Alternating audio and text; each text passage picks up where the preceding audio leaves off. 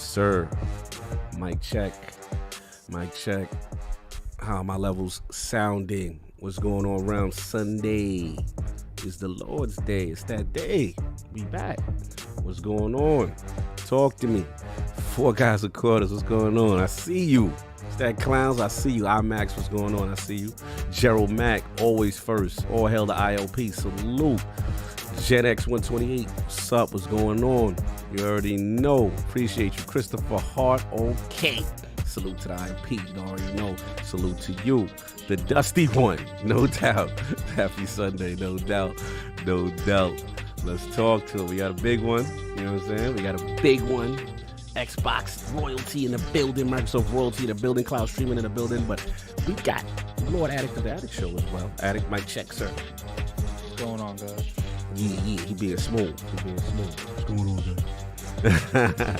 Anyway, let's see what's up, man. Oh, who's this? Atomic Sands. What's going on? Salute. Why you got knees? You got cats in boxes. All right, you got cats in the box. No doubt. Alistair 8. What's going on? Talk to me. What's the word? I'm looking at my DNA 2. What's good, round? What's the word, King? For Havoc, what's the word? Shout out to DNA 2. You be killing me with that. Anyway, we gonna have a good show today. Got like fun topics, you know what I'm saying? Hopefully we get solved for a little bit. You know, he's got a lot of stuff going on. I hate when I say, you know, send love to solve when he has stuff going on, but I'll still say send love to solve. You know what I'm saying? He may pop through. We'll see what's going on. But you know, the king pull it up. And yeah, it's gonna be lit. Lydia Master, man. What's going on? Wait, Naeem? That's Fleur? Wait, hold on. That's big. Is Big Fleur home? Is that Fleur from the BX? What's going on? I know that name. You already know. What's up, Brody? Oh, Fleur is home. Good to see you, brother. Good that you're doing all right. We will definitely chop it up. I think I missed your call. I think I know what happened last week. Okay, we're gonna chop it up. You already know. Anyway, for Havoc, what's going on? You know what I'm saying? We got some Bronx love in the building. I see you. You know what I'm saying? But yeah, we're gonna get the show popping. We got Xbox executives in the building. We're gonna have a fun show. You know, some Unreal. Well, they're gonna be in the building soon. You know what I'm saying? They're gonna be in the building soon. You already know. But anyway, look. Shout out to my man Naeem, you know what I'm saying? That's Big Fleur, you know what I'm saying? He's home now. That's good to see. But anyway, yo, we're gonna get this show popping. I will be back, and we're gonna have a fun one. All right, on. Hear ye, man. Welcome to the show. If you would not mind, go ahead and find yourself a spot, get comfortable, grab a snack, do all that good stuff that we need to do, and you know, we're about to get started. It's not important who I am. What's important is that you are pulling up to the Iron Lords podcast right now as we speak, and I guess I'm here to keep you entertained until it's time to get this show started. So look, y'all done messed up and turned me to an animal, and haters be swearing they real, but come to find out that they really mechanical. And yeah, I be eating these rappers, but that's all a part of me being a cannibal. And they say I'm better than money because you can bank on me being accountable. I know a million rappers that don't want to be on a song with me. That's understandable. I kill a beat and they want to compare me to Freddie and Jason. I'd rather be Hannibal. They be like, why use a video game? Just be original. Y'all too dramatical. I know it's random, but I am addicted to flipping the sample and making it flammable. This is that yoga fire flame. They think it's arson up in the apartment. They call it department and I get the blame. Still I be running, collecting them rings. You just a target when I'm in the range. I was the hardest to start regardless back when you was messaging people on AIM. Check my vocals. All on Twitter, but I'm anti-social. Love my city, but I'm still bi-coastal. Nah, let's switch that up. What is you doing? What I wanna do. Don't stop. Nah, that was dope. I'm just super Keep that going. Nah, go ahead. Look, I guess you could say that I'm very spoiled. For them to be your dogs, they ain't very loyal. But I ain't gonna hold you, I ain't here to boil you. You ain't gotta say it, I'm embarrassed for you. Always been a nerd, never been a loser. Making Voltron with a gang of cougars. And I'm going places, better tell a Uber. Cause it's pretty hard to sleep on Freddy Krueger. Let's do that again. Hear ye, man. Welcome to the show. If you would not mind, go ahead and find yourself a spot, get comfortable, grab a snack, do all that good stuff that we need to do, and you know, we're about to get started. It's not important who I am. What's important is that you are pulling up to the Iron Lords podcast right now as we speak, and I guess I'm here to keep you entertained until it's time to get this show started. So look, Y'all done messed up and turned me to an animal. And haters be swearing they real, but come to find out that they really mechanical. And yeah, I be eating these rappers, but that's all a part of me being a cannibal. And they say I'm better than money because you can bank on me being accountable. I know a million rappers that don't wanna be on a song with me, that's understandable. I kill a beat and they wanna compare me to Freddie and Jason. I'd rather be Hannibal. They be like, why use a video game? Just be original, y'all too dramatical. I know it's random, but I am addicted to flipping the sample and making it flammable. This is that yoga, fire, flame. They think it's arson up in the apartment. They call it department and I get the blame. Still I be running, collecting them rains. You just a target when I'm in the range. I was the hardest to start regardless back when you was messaging people on AIM. Check my vocals, all on Twitter, but I'm anti-social. Love my city, but I'm still bi-coastal. I got. Nah, let's switch that up. What is you What I doing? wanna do Don't is- stop. Nah, that was dope. I'm just Keep super that nervous. going. Keep that going. Nah, go ahead. Look, I guess you could say that I'm very spoiled. For them to be your dogs, they ain't very loyal. But I ain't gonna hold you, I ain't here to boil you. You ain't gotta say it, I'm embarrassed for you. Always been a nerd, never been a loser. Making Voltron with a gang of cougars. And I'm going places, better tell a Uber. Cause it's pretty hard to sleep on Freddy Krueger. That's. Whew. Let's do that again. Hear ye, man. Welcome to the show. If you would not mind, go ahead and find yourself a spot, get comfortable, grab a snack, do all that good stuff that we need to do, and we're about to get started. It's not important who I am. What's important is that you are pulling up to the Iron Lords podcast right now as we speak, and I guess I'm here to keep you entertained until it's time to get this show started. So look. Y'all done messed up and turned me to an animal. And haters be swearing they real, but come to find out that they really mechanical. And yeah, I be eating these rappers, but that's all a part of me being a cannibal. And they say I'm better than money because you can bank on me being accountable. I know a million rappers that don't wanna be on a song with me, that's understandable. I kill a beat and they wanna compare me to Freddie and Jason. I'd rather be Hannibal. They be like, why use a video game? Just be original, y'all too dramatical. I know it's random, but I am addicted to flipping the sample and making it flammable. This is that yoga, fire, flame. They think it's arson up in the apartment. They call it department and I get the blame. Still I be running, collecting them rains. You just a target when I'm in the range. I was the hardest to start regardless back when you was messaging people on AIM. Check my vocals, all on Twitter, but I'm anti-social. Love my city, but I'm still bi-coastal. I got. Nah, let's switch that up. What is you What I doing? wanna do Don't is- stop. Nah, that was dope. I'm Keep just that super nervous. going. Keep that going. Nah, go ahead. Look, I guess you could say that I'm very spoiled. For them to be your dogs, they ain't very loyal. But I ain't gonna hold you, I ain't here to boil you. You ain't gotta say it, I'm embarrassed for you. Always been a nerd, never been a loser. Making Voltron with a gang of cougars. And I'm going places, better tell a Uber. Cause it's pretty hard to sleep on Freddy Krueger. That's. Whew. Let's do that again. Hear ye, man. Welcome to the show. If you would not mind, go ahead and find yourself a spot, get comfortable, grab a snack, do all that good stuff that we need to do, and we're about to get started. It's not important who I am. What's important is that you are pulling up to the Iron Lords podcast right now as we speak, and I guess I'm here to keep you entertained until it's time to get this show started. So look. Y'all done messed up and turned me to an animal. And haters be swearing they real, but come to find out that they really mechanical. And yeah, I be eating these rappers, but that's all a part of me being a cannibal. And they say I'm better than money because you can bank on me being accountable. I know a million rappers that don't wanna be on a song with me, that's understandable. I kill a beat and they wanna compare me to Freddie and Jason. I'd rather be Hannibal. They be like, why use a video game? Just be original, y'all too dramatical. I know it's random, but I am addicted to flipping the sample and making it flammable. This is that yoga, fire, flame. They think it's arson up in the apartment. They call it department and I get the blame. Still I be running, collecting them rains. You just a target when I'm in the range. I was the hardest to start regardless back when you was messaging people on AIM. Check my vocals, all on Twitter, but I'm anti-social. Love my city, but I'm still bi-coastal. I got. Nah, let's switch that up. What is you What I doing? wanna do Don't is- stop. Nah, that was dope. I'm just Keep super nervous. that going. Keep that going. Nah, go ahead. Look, I guess you could say that I'm very spoiled. For them to be your dogs, they ain't very loyal. But I ain't gonna hold you, I ain't here to boil you. You ain't gotta say it, I'm embarrassed for you. Always been a nerd, never been a loser. Making Voltron with a gang of cougars. And I'm going places, better tell a Uber. Cause it's pretty hard to sleep on Freddy Krueger. That's. Whew. Let's do that again. Hear ye, man. Welcome to the show. If you would not mind, go ahead and find yourself a spot, get comfortable, grab a snack, do all that good stuff that we need to do, and we're about to get started. It's not important who I am. What's important is that you are pulling up to the Iron Lords podcast right now as we speak, and I guess I'm here to keep you entertained until it's time to get this show started. So look. Y'all done messed up and turned me to an animal. And haters be swearing they real, but come to find out that they really mechanical. And yeah, I be eating these rappers, but that's all a part of me being a cannibal. And they say I'm better than money because you can bank on me being accountable. I know a million rappers that don't wanna be on a song with me, that's understandable. I kill a beat and they wanna compare me to Freddie and Jason. I'd rather be Hannibal. They be like, why use a video game? Just be original, y'all too dramatical. I know it's random, but I am addicted to flipping the sample and making it flammable. This is that yoga, fire, flame. They think it's arson up in the apartment. They call it department and I get the blame. Still I be running, collecting them rings. You just a target when I'm in the range. I was the hardest to start regardless back when you was messaging people on AIM.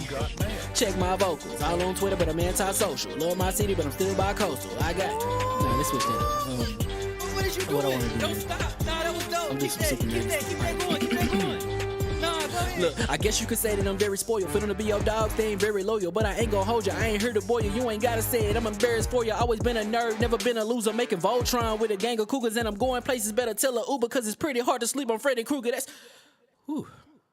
Let's do that again.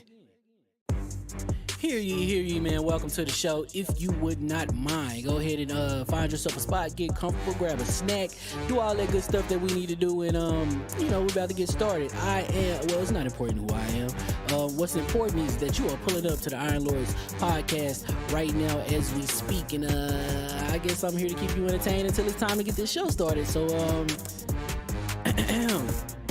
look. Y'all done messed up and turned me to an animal. And haters be swearing they real, but come to find out that they really mechanical. And yeah, I be eating these rappers, but that's all a part of me being a cannibal. And they say I'm better than money because you can bank on me being accountable. I know a million rappers that don't wanna be on a song with me, that's understandable. I kill a beat and they wanna compare me to Freddie and Jason. I'd rather be Hannibal. They be like, why use a video game? Just be original, y'all too dramatical. I know it's random, but I am addicted to flipping the sample and making it flammable. This is that yoga, fire, flame. They think it's arson up in the apartment. They call it department and I get the blame. Still I be running, collecting them rings. You just a target when I'm in the range. I was the hardest to start regardless back when you was messaging people on AIM. Check my vocals, all on Twitter, but I'm anti-social. Love my city, but I'm still bi-coastal. I got, nah, let's switch that up. What is you What I doing? wanna do, Don't man. stop. Nah, that was dope. I'm Keep just that, super keep nervous. that, keep that going, keep that going. Nah, go ahead. Look, I guess you could say that I'm very spoiled. Feeling to be your dog, they ain't very loyal. But I ain't gonna hold you, I ain't here to boil you. You ain't gotta say it, I'm embarrassed for you. Always been a nerd, never been a loser. Making Voltron with a gang of cougars. And I'm going places, better tell a Uber. Cause it's pretty hard to sleep on Freddy Krueger. That's, whew. Let's do that again. Hear ye, man. Welcome to the show. If you would not mind, go ahead and find yourself a spot, get comfortable, grab a snack, do all that good stuff that we need to do, and we're about to get started. It's not important who I am. What's important is that you are pulling up to the Iron Lords podcast right now as we speak, and I guess I'm here to keep you entertained until it's time to get this show started. So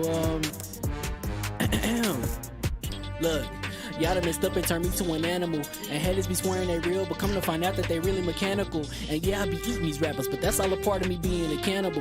And they say I'm better than money because you can bank on me being accountable. I know a million rappers that don't wanna be on a song with me, that's understandable. I kill a beat and they wanna compare me to Freddie and Jason. I'd rather be Hannibal. They be like, why use a video game? Just be original, y'all too dramatical. I know it's random, but I am addicted to flipping the sample and making it flammable. This is that yoga, fire, flame. They think it's arson up in the apartment. They call it department and I get the blame. Still I be running, collecting them rings. You just a target when I'm in the range. I was the hardest to start regardless back when you was messaging people on AIM. Check my vocals, all on Twitter, but I'm anti-social. Love my city, but I'm still bi-coastal. I got, nah, let's switch that up. What is you What I doing? wanna do, Don't man. stop. Nah, that was dope. I'm Keep just that, super keep nervous. that, keep that going, keep that going. Nah, go ahead. Look, I guess you could say that I'm very spoiled. Feeling to be your dog, they ain't very loyal. But I ain't gonna hold you, I ain't here to boil you. You ain't gotta say it, I'm embarrassed for you. Always been a nerd, never been a loser. Making Voltron with a gang of cougars. And I'm going places, better tell a Uber. Cause it's pretty hard to sleep on Freddy Krueger. That's, whew. Let's do that again. Hear ye, man. Welcome to the show. If you would not mind, go ahead and find yourself a spot, get comfortable, grab a snack, do all that good stuff that we need to do, and we're about to get started. It's not important who I am. What's important is that you are pulling up to the Iron Lords podcast right now as we speak, and I guess I'm here to keep you entertained until it's time to get this show started. So look. Y'all done messed up and turned me to an animal. And haters be swearing they real, but come to find out that they really mechanical. And yeah, I be eating these rappers, but that's all a part of me being a cannibal. And they say I'm better than money because you can bank on me being accountable. I know a million rappers that don't want to be on a song with me, that's understandable. I kill a beat and they want to compare me to Freddie and Jason. I'd rather be Hannibal. They be like, why use a video game? Just be original, y'all too dramatical. I know it's random, but I am addicted to flipping the sample and making it flammable. This is that yoga, fire, flame. They think it's arson up in the apartment. They call it department and I get the blame. Still I be running, collecting them rings. You just a target when I'm in the range. I was the hardest to start regardless back when you was messaging people on AIM. Check my vocals. All on Twitter, but I'm anti-social. Love my city, but I'm still bi-coastal. I got man, let's switch that up. What is you What I doing? wanna do, Don't man. stop. Nah, that was dope. I'm Keep just that, super keep nervous. that, keep that going, keep that going. Nah, go ahead. Look, I guess you could say that I'm very spoiled. For them to be your dogs, they ain't very loyal. But I ain't gonna hold you, I ain't here to boil you. You ain't gotta say it, I'm embarrassed for you. Always been a nerd, never been a loser. Making Voltron with a gang of cougars. And I'm going places, better tell a Uber. Cause it's pretty hard to sleep on Freddy Krueger. That's... Whew. So now that you done moseyed on down over to the website, go check it out. Whether you're going to get that focus for them gaming sessions, that energy, little perk for the gym, or you want to get some swag, some merch, maybe an ice shaker, go run on over there, check out the products, man. Again, really cool products. They don't hide behind any type of proprietary blend nonsense. It's all transparent as far as the ingredients, the label, green tea, caffeine, kind of a healthy form of natural caffeine. None of that crash, none of that stuff. So yeah, again, go check it out. You run in there, you add it to your cart, use that referral link that we got in the description, and then you make sure on the checkout you're putting in Iron Lord. Again, Iron Lord on the checkout. Get yourself a nice discount when you're checking out Advanced GG. And like I said, try the product for yourself. See what you think about it. The Lords, we love it, and we are powered by Advanced GG. Go check that thing out.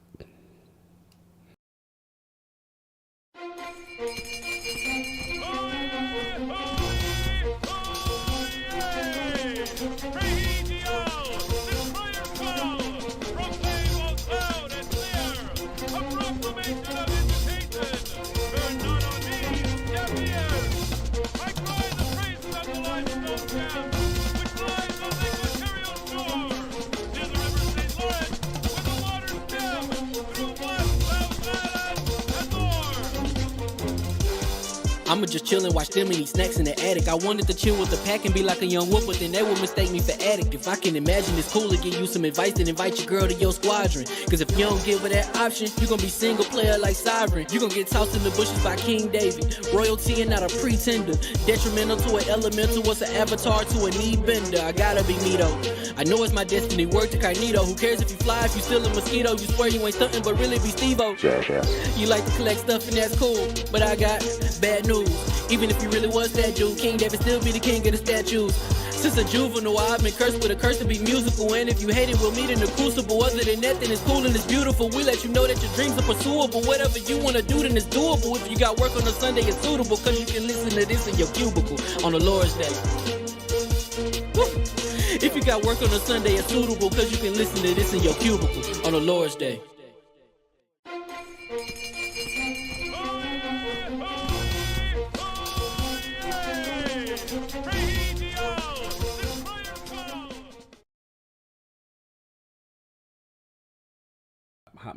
Hot mic, and we are live. Do a quick mic check right quick. I want to see some levels. How right? are you? There we go. I see them now. I just want to make sure. Welcome to the Iron Lords Podcast, LLC, and also live on lordsofgaming.net, episode number 252. And it's another glorious Sunday. We're back at the round table on the Lord's Day. I'm extremely excited about our special guest, and we've got Xbox Cloud Streaming, HaloInfinite, LoneWolves, and the Coalition Unreal Engine 5 demo to discuss, so we're going to get right into it. I want to introduce a Lord who is not only blazing a trail in the emerging space of console technology, but has empowered the passion as a hardcore gamer to truly play next-generation experiences wherever we are and to the devices of our choosing.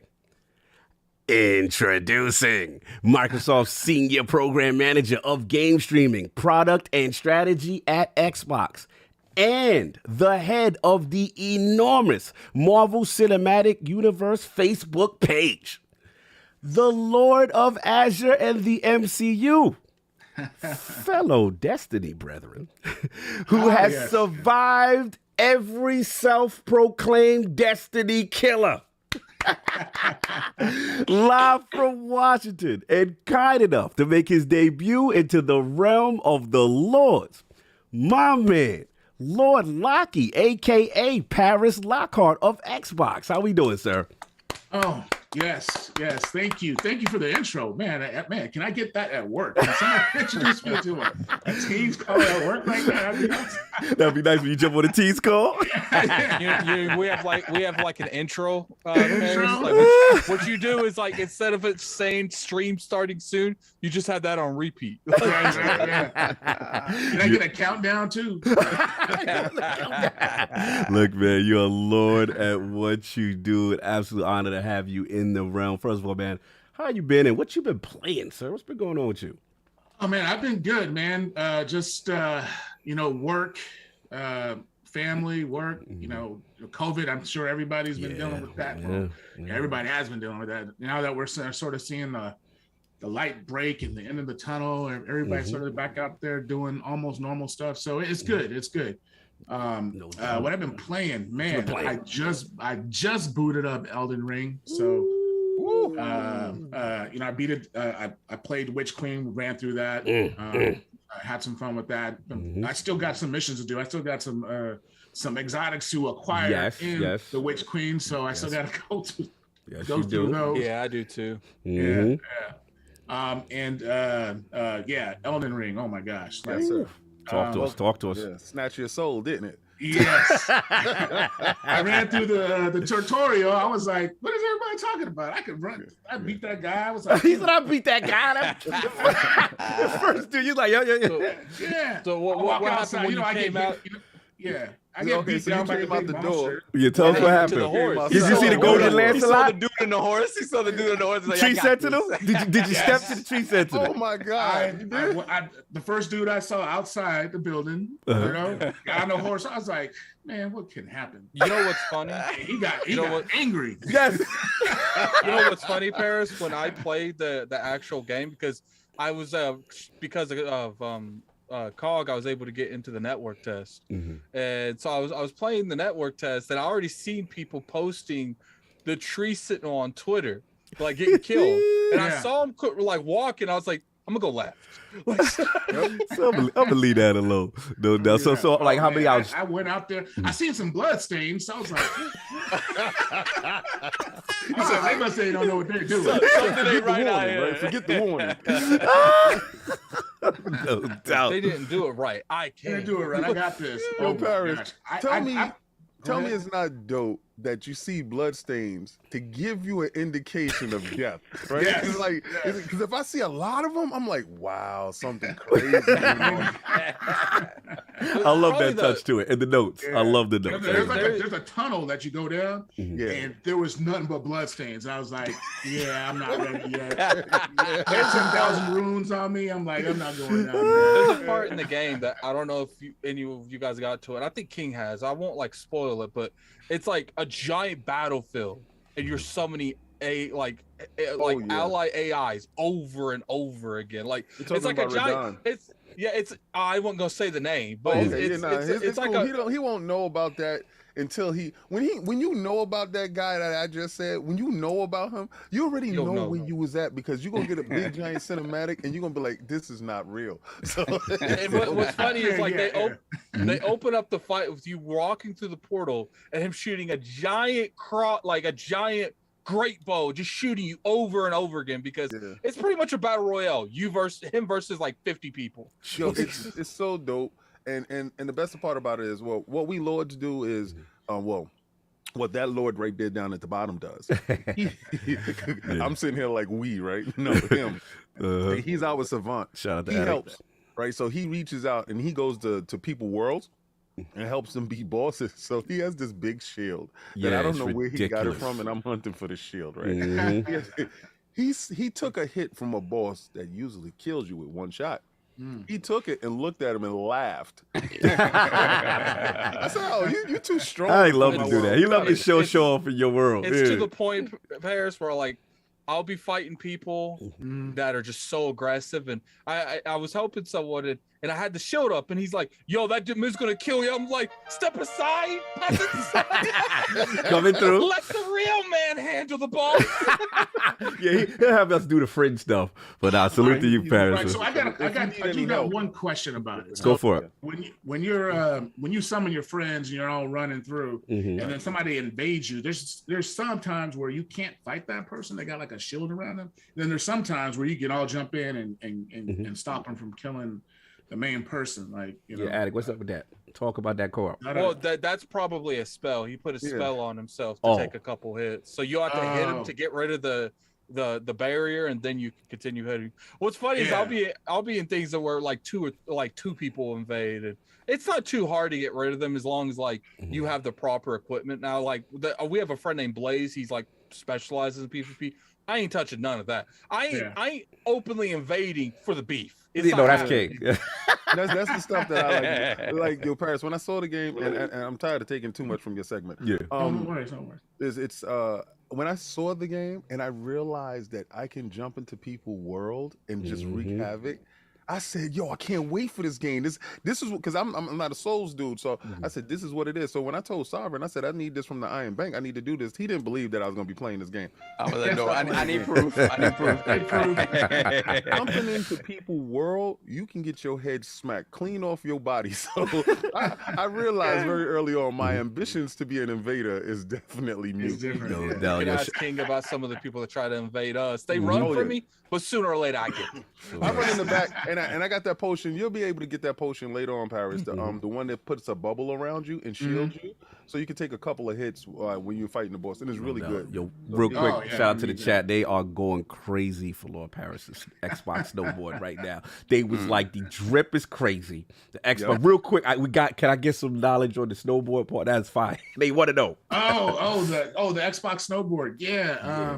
I got that during one of our like our give campaign things, and that was a fan. Got it signed by P3 himself. Oh, I think that's 2 of, so there was 15 of them. That's 2 of 15. Wow. And then they just did an auction not too long ago for 0. So it was a big auction, and people were dominance, and there's a bunch of charity and stuff like that. So yeah. I haven't used it yet. Phil gives me crap about it. So watch it. Wait. Phil, you snowboard? Phil's? Yeah. No, you.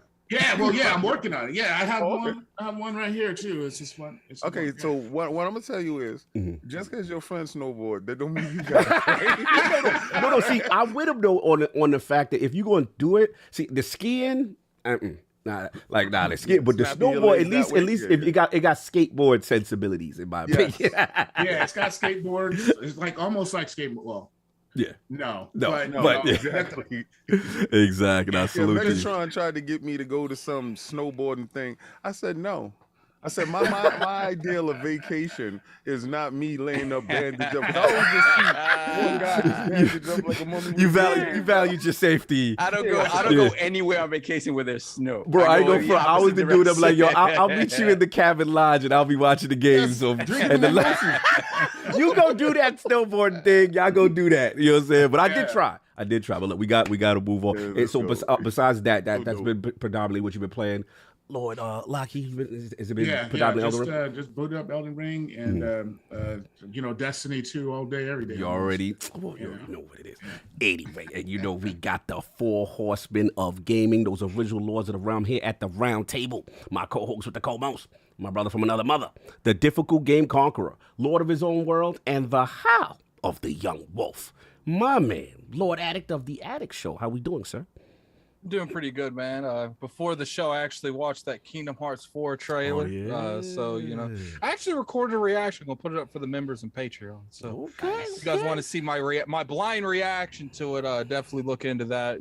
First I want to say is like, there's a lot of hate for a game none of you playing. That's all I'm gonna say. There's a lot of hate for a game none of you care about. The moment Kingdom Hearts comes up in the news, I feel like people just like, they love it. They're like, oh, I could snap about a game. I don't care. That's all I'm gonna say. I'm gonna go back to drinking my propel. All right, go do that. You already know. And of course, we have Very happy to have him here. Our most technical gaming lord, the solo gamer who lives for the single-player selfish experience, and also the Sostradamus, the Lord of Clarity and Lord Patron of the Iron Bank. My man, Lord Sovereign on limited time, but happy to hear. No, he's alive, people. I told Very you. limited time. Very limited time. So just real quick, Shani put a code for Elden Ring Yes, in the chat. so whoever Yeah, got that, wow. Go get that. congratulations. Thank you, Already Lord. gone. They Go already get got that. Yeah, Go somebody get got that real quick. Yeah, salute. Yeah, what's going on, man? First of all, I want to thank everyone in the realm who came out and and expressed their condolences for me not being on the show. It was a situation. We had to let them know. We had to let them know he was okay. I mean, it is a heart wrenching thing when I have to work instead of being here. So condolences are appreciated. But yeah, I'm gonna have to break your heart again. So I'm here. I just want to let you guys know, I will not be on the show until after PAX. Yes. I am moving, and the thing is, the exact date isn't pinned down. So it might happen right before PAX, or it might happen right after PAX. So the problem with that is, the only time off that I have is the week of PAX. Yeah. So the adult thing to do would be like, hey, guys, I can't go to PAX. I'm not doing the adult thing. Appreciate you, brother. Appreciate you. No. Listen, I got to be on the show floor. My brother's been 2 years since I haven't been there. Yeah. King and we're running up and down those aisles. Yeah, I need my interview guy, my interviewer. Tag team partner. Oh, yeah. Yes, sir. I mean, as great as Hector was, I'm the cameraman, Paris, and my job, I keep them on a cadence. He understands my cadence. We will see every last one of those 400 games that's down on that floor. Yeah, you know how the Lord's do. Net will have every game, every interview. And I love his energy and I love his delivery, so I'm so happy that he's gonna be there with Oh me. yeah, that's that. And That then was not King gonna will look happen. at me, from me, sir. Could you and then please King, t-shirts? and then King will look at me and say, "Yo, can you make 400 thumbnails?" Yeah, No so doubt. I would definitely not be missing PAX. You could see our coverage there, like King said. The Lords get down at PAX, so it's going to be a fun time. So, but I will not be on the show until after PAX. So I just want to say, apologize to Paris because I really want to stay. But and obviously to my brothers, I will see you guys in a week and a half, and everybody in the chat. Everybody who follows us, again, thank you. I appreciate it. I love y'all. I will see y'all in a couple of weeks. And my brothers, I'll see you in a week and a half. Real quick, the last hurrah that I had before today's Purge Day, actually. So I'm very happy because I'm a minimalist. Lady Saab, not so much. So I'm purging things and she's crying in the corner, but that's fine. So I saw Sonic yesterday. Went with I gotta go watch it today. Okay. Oh, you were Kai? Okay. Yeah, Kaibatsu, Lady I've been Saab. told good things. Bro, we took our nephew to see it. Okay. It is. I heard it's the greatest. It's amazing. Really? Amazing. It really is. It really the I've been told best comedy, video game adaptation like ever made. Yeah. Like best Wow. video game movie. the comedy, the action, the callbacks, everything works. All of it. None of it is cringy. If it's cringy in a way you expect for the property. You know what I mean? And it's, as somebody who's a fan of the property, who's been with Sonic since I was a little kid, they just get everything right. And then Clown says Knuckles is awesome. Knuckles is awesome. Idris Elba. Tails is all. Idris Elba is absolutely perfect as Knuckles. Hip Hop Gamer has a Interview with Yes, he L. does. Yes. Yeah, he does. And then who else? Tails is great.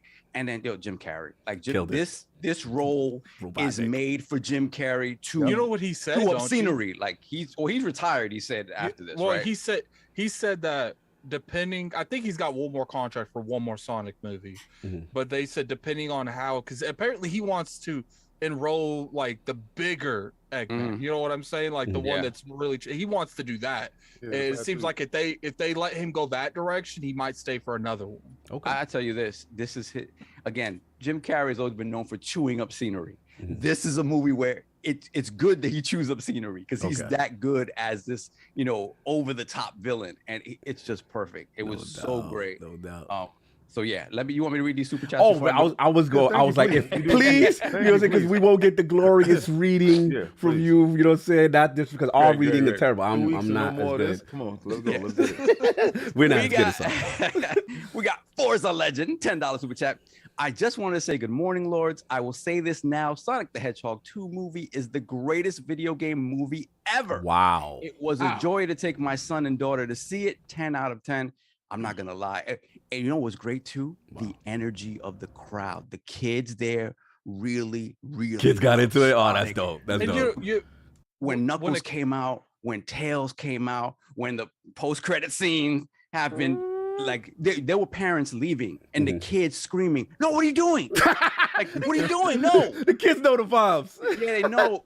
Shout out to Marvel. Yeah. Yep. Marvel said the president. Speaking of which, real quick, because I know I don't have you on. I have you on limited time.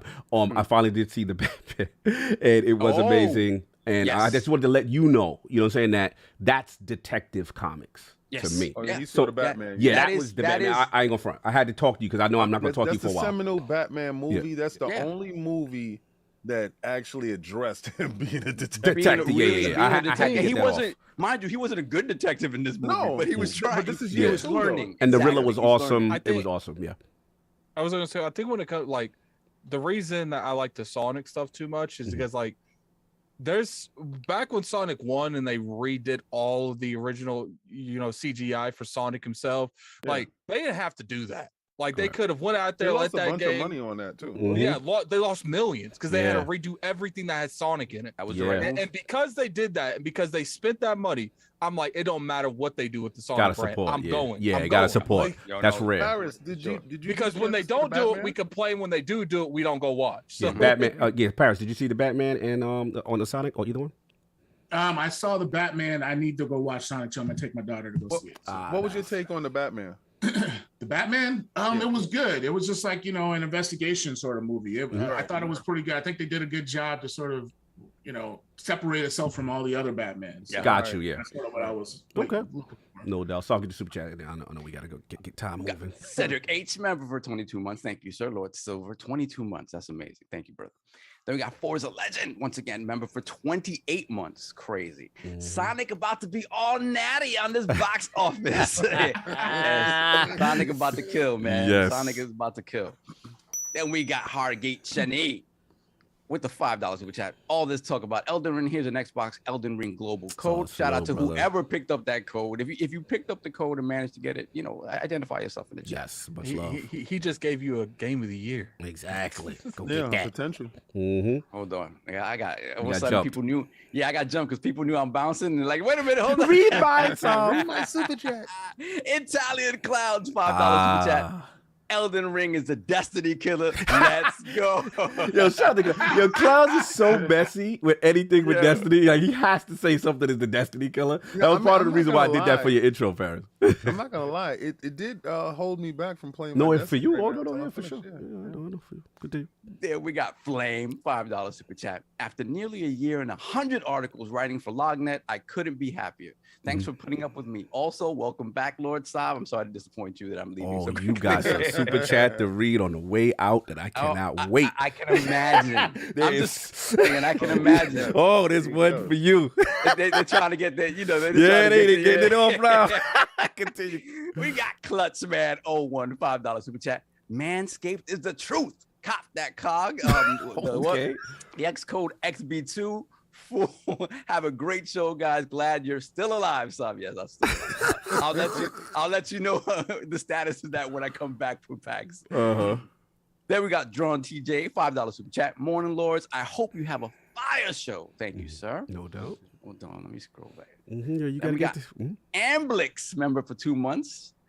Thank y'all for everything you do every week. Welcome Paris to the realm. Any thoughts on Jeff Ross, Days Gone, joining Crystal D as the director? They already asking. Oh God. Go ahead. You got 2 more. Oh no, I already know it's good. Hargeet Chani, $5 super chat. Let's see if I can get Prophet Lord Saab to read my super chat. Salute to the Lords and welcome Paris to the realm. Hope to catch you guys at PAX. We will be there. You'll be there. Pull up. Chani. Pull up. Everybody, who's in here every single week listens to us. You see us at PAX. Pull up. Yes, and this is especially for the next super chat. Your last one. Continue. Oh my goodness. Please have your shirt on too. Yes. Oh no. Oh no. Yes. You wasn't here last week. He wasn't here. He's back. Yeah. Let me play with your joystick. $5 super chat. Paris is having too much fun with this. Yeah. Stop. I'm gonna miss you. We can always play co-op if you want that. I'll pass on that, sir. You're invited. Let me play. Just couch co-op. Make sure you see some, and if you're coming to PAX. Wow. Couch co-op. There you go. Why did you add the couch part? That's not it. That part was not in the he told me, he texted me. He said that's what he wanted to say. Couch co-op. Tony Bryant, member for 21 months. See you guys at PAX. Don't have to worry about my wife and sister-in-law fawning over Sav for 2 weeks. Latino heat. Then we got JD. Latino heat needs a haircut, but that's all right. Then we got JD Gamer, $5 super chat. Gotta have Lord Sav get this on. Life is good, moving is bad, but not delayed games that are awful make me sad. No nice doubt. rhyme. I appreciate that, JD. Come on, last one. We gotta move. Yeah. And it's Stitch $2 super chat. Cog, how is the powder business going? AdvancedGG.com. Go get that. You know what I'm saying? Go right now. What's up? You actually had some giveaways you're gonna do. Yeah, we got some giveaways we're gonna do. We're gonna get some stuff going on today. So make sure you go to AdvancedGG.com. Use Iron Lord 20%. Today is the last day. Go get that positive powder, y'all. We got 421 people in here. Let's get play those the like button up. Paris All right. is in here. Come on, show them. I know you got to run, brother. Yeah, my brothers.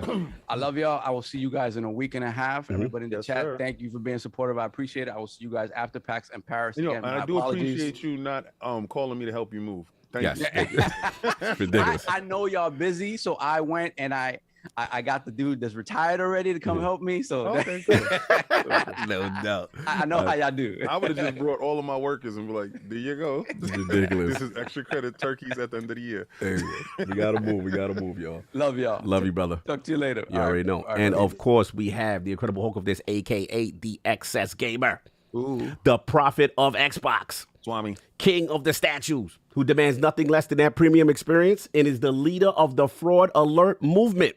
Ooh. Beloved. Lord King, how we doing, sir? Better than Ryan Garcia. Oh, Lord. Shout out to Combat Talk with the King that comes back next Saturday. 10 p.m. live. So be there sharp with Spence versus Ugas. Woo! As you can get a chance to hang out with the King and, a little fight party talk. Yeah. Ryan Garcia came back after his long delay, broken hand, depression, and got in a ring with somebody classified the guy as the hot dog stand man.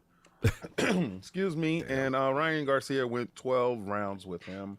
It was a boring, tedious fight. And this is what happens when you become an Instagram sensation and you're not worrying about your passion and what actually pays the bills. You're in jeopardy of losing that superstar status, sir. Please stay focused. You're young enough to do so. Oh, boy, what am I playing What you been this playing, week? sir? Well, I've been playing nothing but Elden Ring. Finally, made it to the mountaintop with the giants. Now, all these fraud dudes, I got to give this shout out to we got the fraud alert for what? these fraud dudes. I got to give a shout out to these frauds. What is going on? Because a lot of these frauds, and I'm telling my friends, please, how do I get to the mountaintop? Well, you just got to, you just gotta, no absolute words. No absolute direction. I floundered around and ran around and, He's talking about me. Yeah. Oh, okay, that's what he this is. knows. Okay. So This is subliminal for you on the panel. Yeah, Continue. he knows. I didn't want to just call him out like that. How it goes. So that's my man. I ain't gonna throw him under We the can bus. throw him, okay. He's like, where's the fire giants to the bottom right of the snow mountain? I don't know how much more specific I can be. No, that's not it. Yo, listen, I swear to God, that's not it. Uh-huh. All right, so shout out to Zurich. Megan Shaw laughing. He can see the fraud alerts on you. That's what I do. Shout out to Megan Shaw. Shout out to Megan Shaw, the homie. He's the one that helped me with my destiny very early on. So it's so great to see that his channel's ridiculous. Yeah. And he helped me get to the Giants. Oh, you got that. It's two medallions that you get. You get one medallion for the Great Lift, but there's another medallion for the Lift of Rald. It's hell to pay to get there. And you know what? You think it's hell to pay to get there? Wait till you fight the hidden boss there. Yeah, it's cool. Whatever. So he always does this. He wants to put the fear of God in you, right? So I finally made it there, but it was hell to pay. You know how when you got to sit down at your controller and you got to hold your controller, and no matter how bad you get, the brakes beat off you. you got to say, not today, Satan. Not today. And I found out, please read all the items that's inside of your bag. Because there was one specific item that helped me with a boss. I didn't even know I had this item. Right. And I said, let me use it because it had his name on the item. And I used it and it debilitated him. And I was able to get some free hits on him, boy, and that saved the day. So just read your item bag for us guys who don't play Souls. Reach into the bag. Reach into the bag. There you go. Please do, because they don't tell you anything. You know, there's nothing. They just like get into the world and go fight. Like, help. I saw Morbius. Yes. Quickly. This is another one. Oh. For you guys out there at that Rotten Tomatoes, trying to tell me about a character that I love dearly. Right? There was a time when Marvel had to it was so stupid. These rules were so stupid. They couldn't do horror in comic books because these comic books was geared to children, and they had to find a way around getting vampires. They couldn't do vampires, werewolves, undead, any of that stuff. So that's why Morbius is the living vampire. He didn't have to die to become a vampire. It's something that happens to him. Please go see the movie. I encourage you to go see the movie. I encourage you to educate yourself about the character before you go see the movie, before you disappoint yourself going in to see the movie. His moveset is 100% the character. His visuals, oh my God, Jared Leto is probably the greatest actor in the world. He looks just like Morbius. Okay.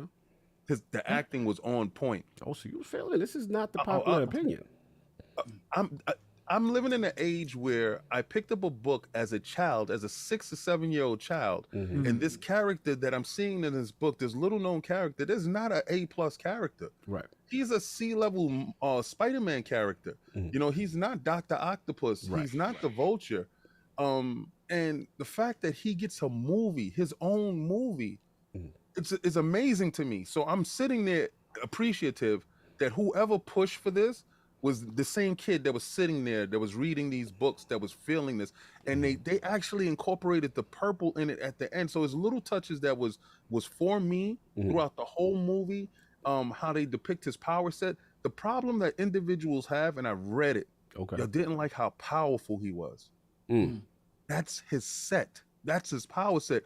And you got to appreciate how strong Spider-Man is to overcome that. You didn't get Spider-Man, it's just an origin film. Anyway, I go on to say that stay to the last 2 end credit scenes. It sets up a new universe. Shout out to Andrew Garfield. I cannot wait for something powerful to happen in your life because I do love you as Spider-Man, and I hope this is pushing towards that. No doubt. As a real fan, and I brought these out for Paris. There we go. Of the Marvel Universe, you know, and if you got Milner, you got to have Stormbreaker. Oh, there you go. So I brought those out for that, and I knew you're a true fan of Marvel, and I wanted to ask your opinion on the movie. What did you, just really quick, what did you think about the movie? I'm pretty sure that you saw it. What did you think? Well, from Morbius, I have not seen it yet. Oh, okay. So that's one movie that's on my bucket list. Haven't had the time to go see it yet. But I was planning to see it this weekend, but then Sonic's out, so I had to make a decision. I might just go see it late at night, maybe tonight. You know, no doubt. Yeah, so I might go see it tonight later on. Why it's late? So. But I've read the opinions in our group. There's a lot of back and forth on it. People, you know, like it. Some people hate it, or some people thought it was okay. Some people, very polarizing. It's a smorgasbord of opinions about it, right? So, I don't like movies in the Marvel industry the Marvel universe to fail at all. And I don't listen to Rotten Tomatoes that often because they're just. Yeah, some of them are just way off, and then they base their opinion on, no actual facts. So that's what I was saying. Problem. Yeah, right? I feel you. Yeah, you two are the most knowledgeable cinematic universe people I know. I know absolutely nothing. So I defer to both of the knowledges here. I know the Iron Man dude has a red suit. Hulk is green. Time.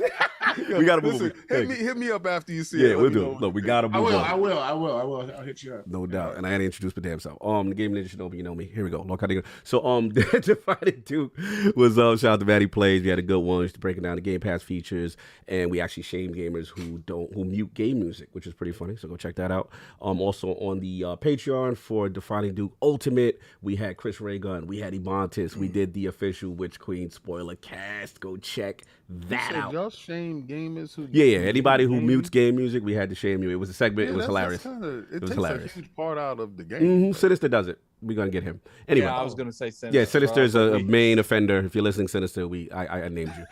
Anyway, they be muting Destiny music. Yes, like, yes, that's a crime. That's a crime. Like he's absolutely ridiculous. Salute to Ebontis and Ty Guy. They held me down. A busy work week. Shout out to Tiddly, who they had on. Really cool. For me, it's just been MLB The Show, Crusader Kings 3, and of course still sneaking in Destiny when I can. We do have a giveaway that we're going to be doing. So the first 7 Lords who cop some ILP merch. Now, when you cop the merch, make sure you leave a comment and your Twitter handle. It's 5. Remember? I mean, excuse me. Correct. 5. Thank you. That is 5. Yo, thank you for that correction. It's only 5. It's only 5. It's only 5. It's only 5 you guys. So the first 5 Lords who cop some ILP merch from the store, links in the description at the top. Go click that. Especially if you come in the packs, cop a pack shirt, right, kid? You know what I'm saying? Say what's up to Lord. I would tell you to do so. That way, when you take a picture, you just don't look out of sorts. You know? Exactly. So the first 5 who cop some merch, and then, that little alert comes up for us, make sure you put your Twitter handle and leave a comment, and we will also hook you up with some gift cards, or a $40 gift card for that. That's $40. For that advanced GG, you know what I'm saying? Get you some energy, get you some focus. That's more than the shirt that you're going to get on the cup. So if you copping something right now, you're getting something for free. This is basically just go do your thing. Do your thing. Like I said, support the Lords. Like I said, if you're a gamer, if you're not into the workout point, you use Focus. Instead, it's a great natural substitute as opposed to. If you're not into working out, what I suggest you do the is Focus. Get the stuff and then send it to me. Right?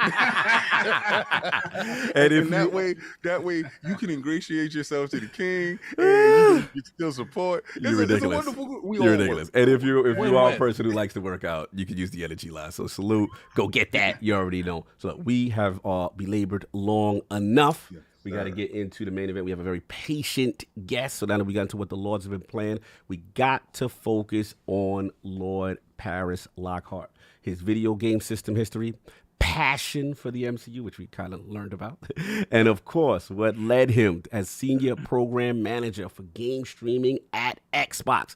So, Lord Lockie, let's start from the very beginning. What was your video game system history, and what got you into gaming, sir?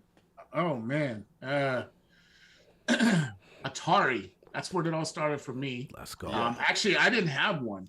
One of the kids in our neighborhood had one. And we all congregated over to his house. And we were just stunned by it. We're like, well, this is real. Like, we can do some things, right? You know, Paris, one time I want to have a guest on that he was that dude that had it.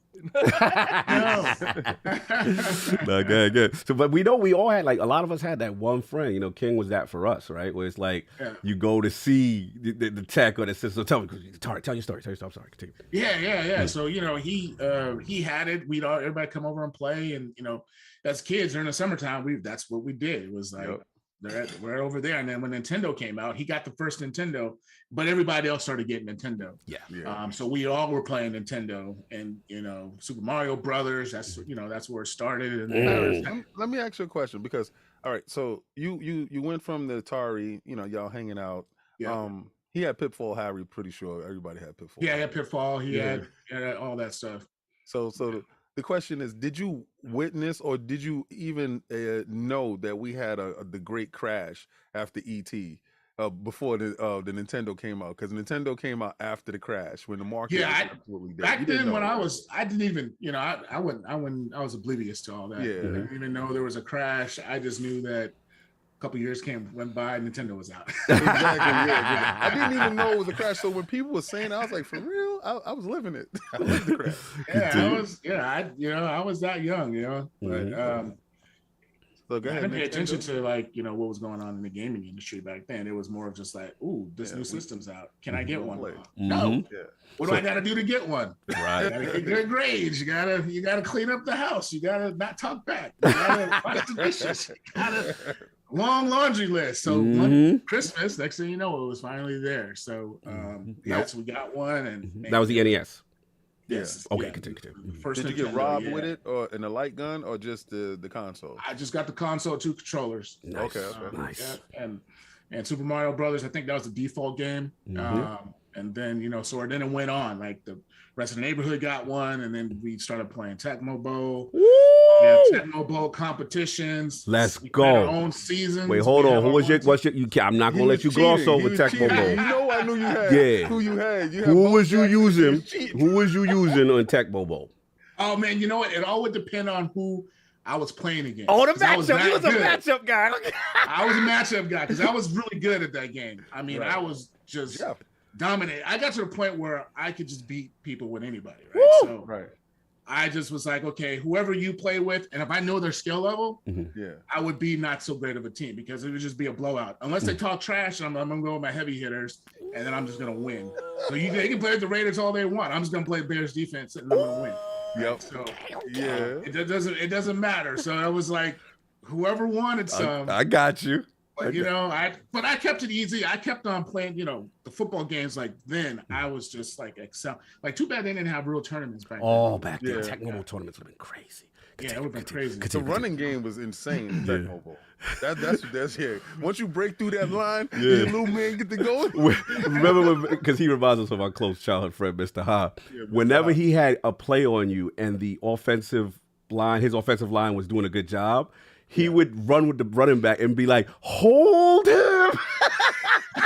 So we'd get annoyed whenever he'd get a big run off because basically the AI logic with the offensive line, like it was very simple. Like if they won the matchup, they held it forever and the running back could run. So it was just one of the funny moments. But continue. I'm so crazy. It is so crazy. You remember that because I remember him pissing me off. Yeah, he used to piss us off. Hold him. And then he'd take his little running back, take Bo Jackson or whatever. Yeah, and it was just like you couldn't do nothing because it was a perfect play call against whatever you picked. But continue. Yeah. That's crazy how that game, sort of the AI on that game was based on how it worked. Yeah. The zigzag, you could run all the way down the field with Bo, run all the way back. Bo Jackson was ridiculous. No, give us some other NES titles, man. Give us some other NES titles. What else we got? We got Double Dribble. Ooh, Double Dribble. So you was a sports fan. Love it. Yeah, back then, I played a lot of the sports games, but I did get Legend of Zelda. Okay. Eventually, So, but back then it was all sports, right? Yes. Let me ask you a question. Go ahead. Did you get a chance to see? Okay, all right. Shout out to my one of my best friends as a child, Calvin Washington. Love him to death. That's the first time I got a chance to see Double Dribble, right? And I didn't know when he got the cartridge. You get it, you blow it, right? And you put it in, and we were shooting for a while, and then I had made a breakaway to the rim. Tell me about that first time you made a breakaway to the rim. Oh, when I made that breakaway, what happened to you? I was a dunk. It was like I made sure I got to a certain part of the key. Right. The first time you saw it, the character get big and it goes bam, bam, bam. It was the most electrifying thing for. I wasn't a super sports fan back then, but that he got so big on the screen and he dunked the ball. I was like, oh, this is amazing. We played that game hours on end. One of the best games. And man, thank you for bringing me back. Double Dribble doesn't get its flowers. Yeah, continue. Yeah. The 3-point shooting, you can like hover in the air. Yeah. To prevent somebody from blocking your shot. You move over in the sky. Yeah. Get that corner threes. Get that corner three. Yes. Yep. Salute. Give me some games. Still the inbounds passes against one another. It was great. There's just some shots on that game you just knew you weren't gonna make. So you just like anything top of the key, middle of the key, you ain't gonna make it. Shout out to the shot chart, AI. Yeah. No doubt. So you had those. Double Dribble, Legend of Zelda, of course. Castlevania. It started. As you got older, these newer games started coming out. So I just started playing those, and then there was a little gap, and then I got Sega. Right. So I got Sega in high school. Okay. And once Sega came out, it was Sega Genesis. Genesis. Okay. I had the Game Boy, but Game Boy was just something that just played and Tetris, and that's all I had on Game Boy. Lunchroom stuff. Yeah. But once in high school, it was all about Sega. That's when it got serious. Altered Beast, Golden Axe, Sonic, all those games, man. It was just constant. Spider-Man.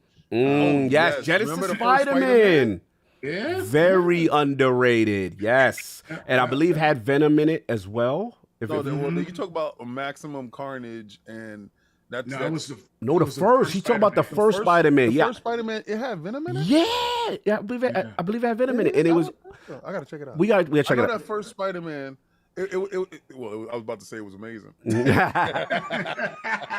was amazing. It was though. Genesis Spider-Man. That first Spider-Man was cool because you got to take pictures. You got to get the cartridges for your things. You run out, you fight the crocodile. Fight all those dudes. So it was good. Yes, no doubt. You're taking me back. So from Genesis, then what else we went on to? From Genesis, it was PlayStation and Nintendo, GameCube. So you got them at the same time, or you got the PlayStation first? It was PlayStation first. Okay, so PlayStation first, yeah. Was it a launch console for you, or no? It wasn't a launch. It was just eventually we just got it. Okay, and got it, and then I was playing. I think that might have been PlayStation 2 with Jet Moto. Okay. That was it. No, Jet Moto was on PlayStation 1. PlayStation 1, yes. Jet Moto. Did you play Parappa the Rapper? What's that? Parappa the Rapper? No, I haven't played that one. Okay. That was the first game. I brought that shout out to Cog. I brought that game over, and it was because I had the Japanese version of the console, right? So we had to put the little rubber in the back to play the American games. So I did that, and I had Parappa the Rapper. It's the first rhythm game that we had, and we completed this game, but it was made out of paper mache. And I found it amazing that it was kiddie rap, but it was intricate and it was good, and we had to be on beat with it. So it was the first introduction to us to that rhythm type of game stuff. So I got a little puppet upstairs inside my room. Pause. Guys, don't even be funny with the puppet in my room. You stupid. Nah, salute the rapper. Nah, PlayStation. What kind of puppet is it? No, I'm joking. So it was so what King said, Lockie, was it you got both at the same time? Because I know you had the Genesis gap. What was the space between getting into the PlayStation and Nintendo ecosystems at that point?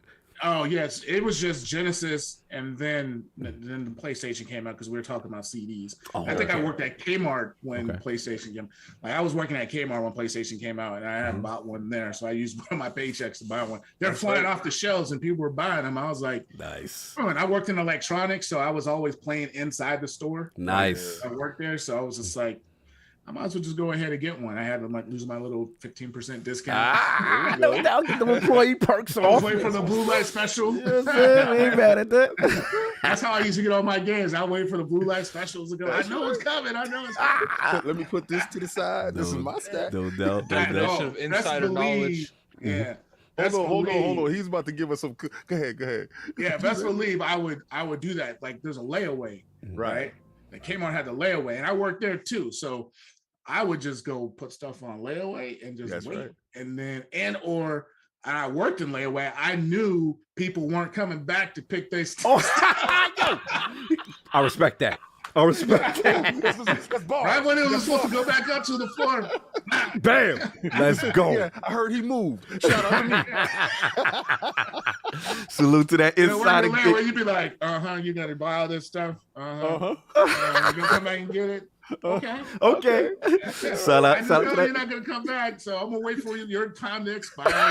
And you had the calendar because listen, we didn't have cell phones back then that told us when we had a calendar. We walk off the days. We come back on Tuesday, baby. He had one of those brick walls and it was just giant calendar. It's like every day it's something else that was in layaway. I respect it. Layaway is crazy. The only thing that really got me about layaway is like when people would put that lawn furniture on layaway, so I had to go get it. Put it upstairs, right? And then, I got all this lawn furniture up there taking up all the space. And I'd be waiting for them to cancel it off, but somebody come back and put $1 on it. I'm like, come on. To extend it for another month. I'm like, no. I respect that. Right. No doubt. You got the PlayStation and you got the GameCube. What the GameCube was a little bit different. What enticed you to get the GameCube? What was it? Was it what's the game? Luigi's popular racing game. Oh wait. What is it with that? Oh, F-Zero. Well, F-Zero Super Nintendo, but I'm trying. No. They had F-Zero for the GameCube. What about Mario Kart? Mario Kart. Mario Kart. Mario Kart. Mm-hmm. That's the only game we played on GameCube. Okay, that's what's up. Only game we played on GameCube. So we had everybody come over. Everybody would play. Okay. We just hang out and just play Mario Kart. It's 2 players, so we lose or get off. As the console owner, did you tell them that they had to bring their own controller? Yes. No, I always try to keep controllers. I always got. He's good. You are Mr. High. Yeah. Like he must be your spiritual successor. All right. So for me and for LordCognito, we would tell people that they had to bring their own controller. All right, I'm not investing in you. You invest in yourself. Right? I'm investing in the console, right? So, but Mr. Ha would have controllers laid out for everybody. He would have beverages. Yeah, that's the best. His house was the place to be, man. Yes. I have controllers, and then like when I would go to people's houses, I bring my own controller. Oh man, yeah, he's just the same. He's the same. Yes, yeah, because it's like he has to have because I know how the buttons work. He's the same, bro. That is literally Mr. Ha to a T. We're gonna make Mr. Ha listen to this episode because it's the same sensibility. It's like that's that personal controller that you got that relationship. You know how it feels, and I got you. I got you. Nothing worse. There's nothing worse than trying to do that turn on Mario Kart and you can't because the controller jacked up. There will be no loss blamed on the controller of another. We'll find something else to blame it on. No doubt. And I want to ask you really quick in the sense of I know we didn't get to it yet, but like just the 32-bit era. It was interesting. I always felt, a 32, but there was some fringe stuff going on. And then also I wanted to ask you, so first was like TurboGrafx 16. Did any of that get in the mix? And then also, I know there's it doesn't get a lot of love, but some people did have it. Was the 3DO? So those two systems were there any experience with? Yeah, a couple of my friends had TurboGrafx 16. I didn't get it, okay.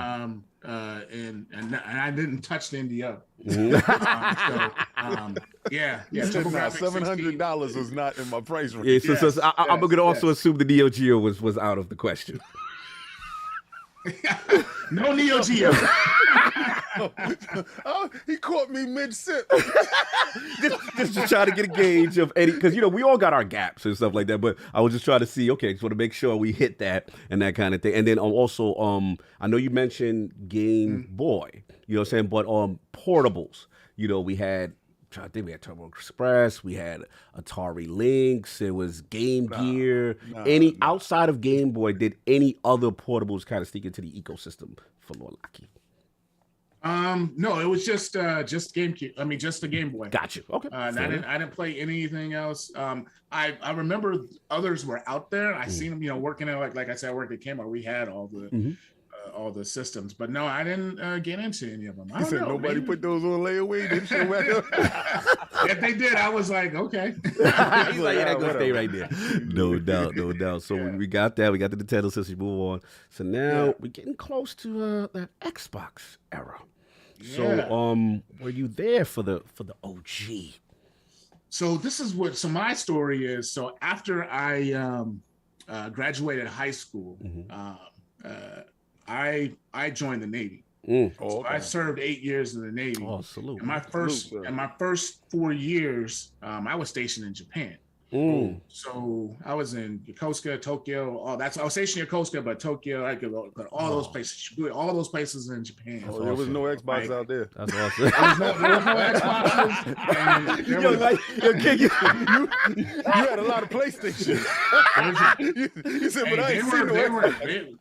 They were so far ahead of us in the United States on tech. Like their cell phones, they were already texting and taking pictures on cell phones. Back before we were even there. Like they had like, I was, we still have one girl out there, and they would watch reality TV.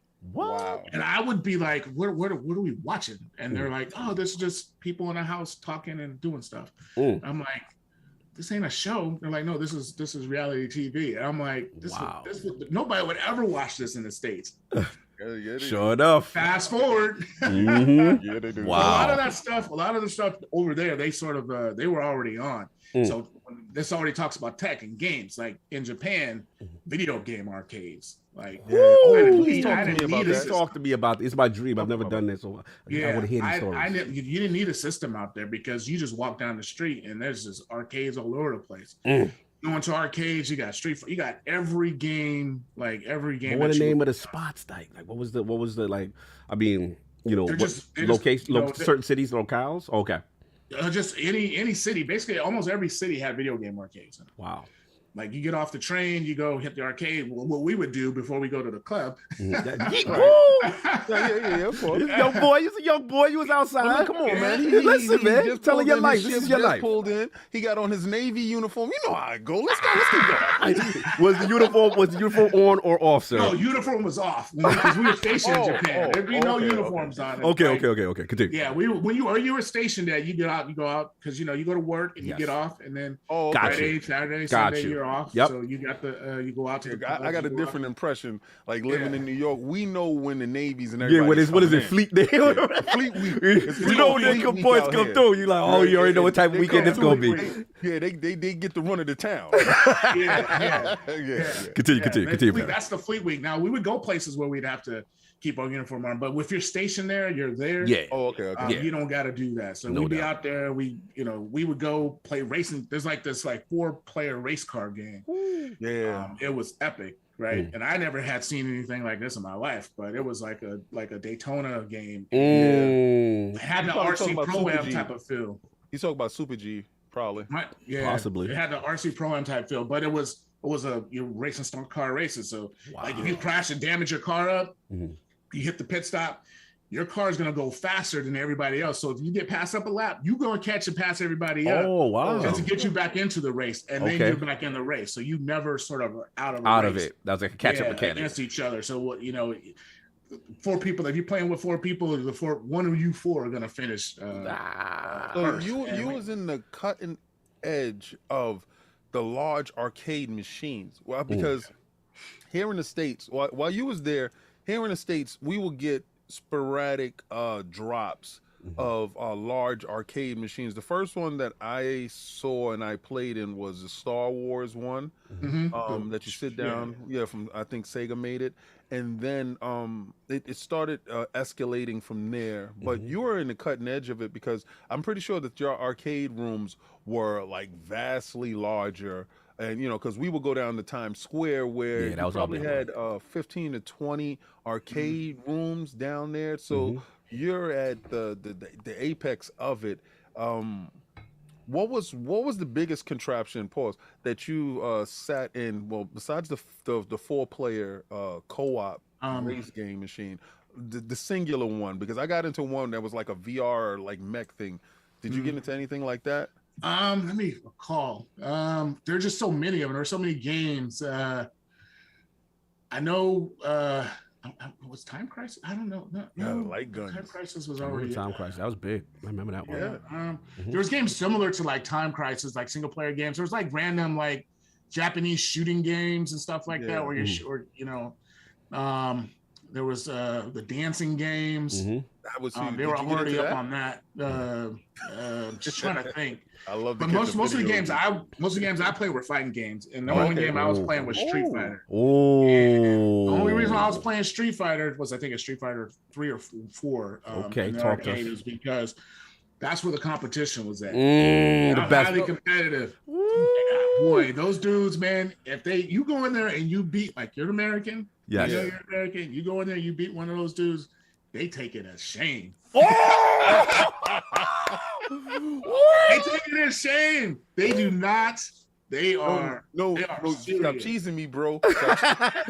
Yo, you know, it's funny you say that. I love that you said it because, you know, for me, fighting games are near and dear. And, you know, the Tekken scene, New York City, Chinatown Fair, you know, that was a thing. The arcade competitive scene, right? So I'm just picturing you and you're in Japan, right? And I'm not a Street Fighter guy. Like, Street Fighter is a different skill set. It's zoning, it's the fireball, it's levels to it. I was never good at Street Fighter. I give you guys all the props. Street Fighter fighting game fighters are amazing. But, like, I know how competitive that scene is. So if you're now in Japan, in its hey, the best of the best, and there's something about that gathering, the people around. He said, the "This arcade. guy, Gene." The guy, you know what I'm saying? I wasn't gonna say it, but then, like, I was. you know, then you got to think about it from like a lot of that stuff. Their people made it. So right? It's, it's like we made it. It's like, but we beat you at it anyway. And here's the thing, Addict, right? There's reputations on the line because there's a certain air, it's a certain aura of the best player at that arcade, right? Or the top players. And when they come on the sticks and everybody look around like, yeah, such and such is about to get on. You know what I'm saying? So here comes Lord Paris, you know what I'm saying? Now, what was the character? Break it down. Oh, I would be Ken just to even make it even worse for him because you're really sticking this American nonsense in over there. Let's go. I could just he's a military dude, so I could just see. I could see Paris leaving. It's like I could just hear them in the background, like whispering each other. I wish that America could go home. Oh man! So you picking that kid? Like the first couple of times I would go in there because like after work, you don't want to do anything, you just hanging out. So I just go hit the arcades and stuff like that. The first couple of times I would go in there, man, they would just demolish me. Right. So I was like, you know what? Let me go in here during some odd hours. Hit the dojo. Let's go.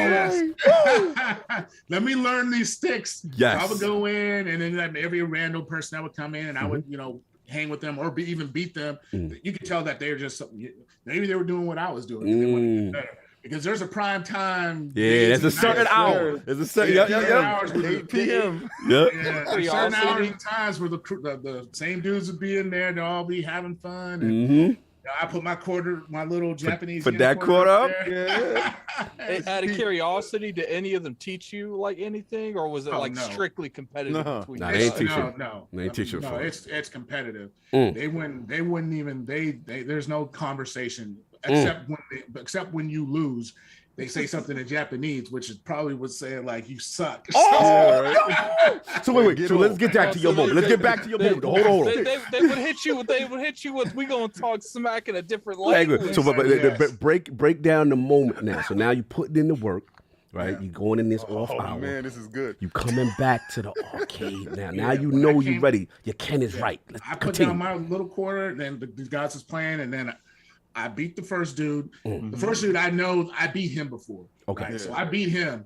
The mini ball. And the next guy came on, but the head dude, the dude that's like. Yeah, because they send the minions first to test you. That's how they do. The boss dude don't come out. Yeah. I ran through them all, and then he had his quarter up. He took it off, and then he allowed another dude to put it on. He really went to test your chin. Yeah. He looked at his man. He wanted, he wanted the side I was on. Yeah. Okay. Oh, left side. Left side, yo. Let's go. Because they like, he only win it. Because I go front. True story. You could expose someone in the fighting game community by jumping to the other side. Because some people are so conditioned to the left side and they can't play the other side, and they're not as dominant. But continue. This is great. Continue. Yeah. So so I knew he wanted that side. So I was like, do you want me to switch? We can switch. Oh, you gangster. I beat you on whatever. You want that side? Whatever you like. Whatever you want. It's like I'm gonna beat you on your game. You want that's fine. So bad. And everybody was looking at him like, "Hey, just play." So he was like, "Oh yeah, this is gonna be easy work." He thought it was gonna be easy work. Oh, he won the first round. He won the first round really quick. I was like, okay. So I just started. I was like, you know what? Who was he using? Who was he using? I was using Ken. He was using Ryu. Okay. Classic. He used Ryu or he was using Chun-Li. Okay. But he knew that I was beating his dude, so he had to come with his main guy. Right. Don't lie, Paris. You threw that first match to give him too much confidence, so he'll start slacking. I wanted to smoke him undefeated. I wanted to go through him. You wanted to go to 3-0. You wanted to go. But here's the thing, Paris. I'm winning everything. After the first round loss, was your confidence a little shaken? No, because I went aggressive. Okay. Yeah. I just went after him to try to see how he would. And plus, then I switched sides, right? So I needed to get the kinks worked out. Yeah. Okay. Go ahead. Okay, working it out. Yeah, so the second round, I played defense the whole time. So I was like, you know what? Yeah, I was blocking, and then I was hitting him with petty shots. Like, and then I snuck in one, and I hit him with a combo and threw him and beat him. And he was like, "Oh, dude, he was like, oh, why aren't you?" Yeah, why aren't you fighting? That's kind of what he said. Okay, so let me tell you there's a little story here. Don't cheese me, bro. So over here in the States, while you doing that, over here in the States, when they turtle and you tap them and they turtle, automatic grow. Yes. Like you grab them, toss them, right? Yeah. So that's over here they call it cheesing. Yeah. And you can't get out of it. So I understand his frustration. Yeah. Continue. Well, I mean, I had to do it that round. I mean, you gotta do what you got. It's in the game. That's right. And he's done the same. He's done the same thing to people where his power's like this level, and he go defensive. Yeah. And be just blocking, because after a certain time, your power going to decrease on blocks. Yes, right. So the lower your power is, the less time your power go down because you're blocking. So, the third round, I was thinking, I was like, oh, I'm going after him. I went after him, and I beat him, almost perfect him. Man, I got up. I was like, yeah! You was everybody was quiet. I was screaming. I grabbed my too high drink. I was like, oh, you typical American, all demonstrative with it. You know what's funny? That dude that you beat. I walked outside. Let me hit it. That dude that you beat probably didn't even hear anything you say. He's just looking at the screen, just in denial that this happened. He was mad. He was mad. All his friends were mad, and they were like, "No, come back and play." I said, "No, I'm done." He's like, shout out to Paris. Shout out to Paris. And walking out you took the W. It's like, no, I'm good.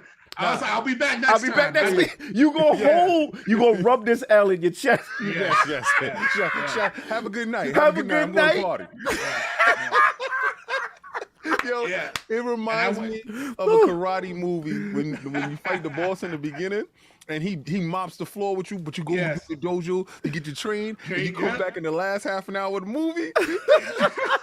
Yo, salute to your petty, though. I gotta respect your petty. That's dope, man. That was good. Man. That was a great story. Salute, man. Yeah, it was a thing. Just to cap off that, yes, please. I would still come in during off times, still play and stuff like that. The leader dude, the dude that had your headband on and all that. the main guy that would be playing, the guy that was the guy that pretty much owned the arcade. He was the champ, right? Right.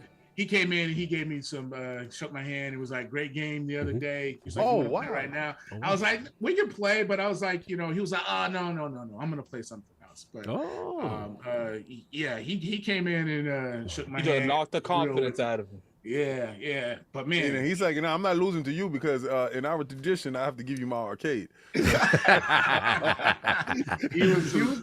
was the man, though. I'm not gonna lie. He was the man. He beat everybody in there, but he came back, and I was just like, I felt so happy. He was like, you come in and practice. I was like, yes, I come in and practice. He probably was too. He respected you for learning his game. So yeah. He looked at you come in. He's probably looking at you as a young Padawan. Like you coming in every day after you got your butt whipped. He saw you lose. He's like, I wonder if this American will be back. And then you came back in the next day. You was studying. He was like, I think I have a champion here. It's so cool, man. He would serve all the other dudes up from the Navy, come in there, they'd be thinking, oh, I'm a big bad dude. They were getting worked. I was just like, you guys are just losing your money. I was like, you guys are getting worked. I was like, You gotta take your time. And they were like, "Did you beat?" I was like, "Yeah." They're like, "You gonna do it?" I was like, "No, you guys go ahead. You go ahead. Nah, salute to you, man. I miss put my work in. I missed that era, and I'm glad you brought that up because it's a long lost era, and it's a shame. Like sometimes I feel like this generation never experienced that true competitive mano a mano. It's different because don't get me wrong, no respect to the esport community. I respect them, you know what I'm saying? But it's like the arcade, the pressure. You know what I'm saying? And being physically next to someone. And I know now, you know, obviously pre-pandemic, they were starting to bring that back. And that's what the esports is growing back. But it's different, man. And I miss that energy. And to see you do that, you know, over Japan, the height of it during the popularity is really amazing, brother. So I'm glad you shared that arcade story. Absolutely awesome. In that whole story, the raging war of Xbox was going on. Yes, continue, which we got to get back on point. Yes. He didn't get a chance to get there. Yeah, he did not get a chance. Yes. We went left. Thank you, King. PlayStation and Xbox, I think when I moved back I came back to the States when Xbox had came out, and I was in San Diego, but I had the PlayStation 3. Oh, okay. I was already a PlayStation dude, and and your money was right because that was like $700. Right. And I was, playing in Japan. Everybody had PlayStations. Right. Everybody had PlayStations. PlayStation 3 came out in Japan like about a year or so or something like that before it came out in the States. It was a long time. Yes, that 1 year. Yep, correct. So the question is, did you buy your PlayStation there or did you buy your PlayStation when you came here? I bought my PlayStation when I came here, but everybody on the ship, they bought their PlayStation. So I didn't have to buy one. Nice.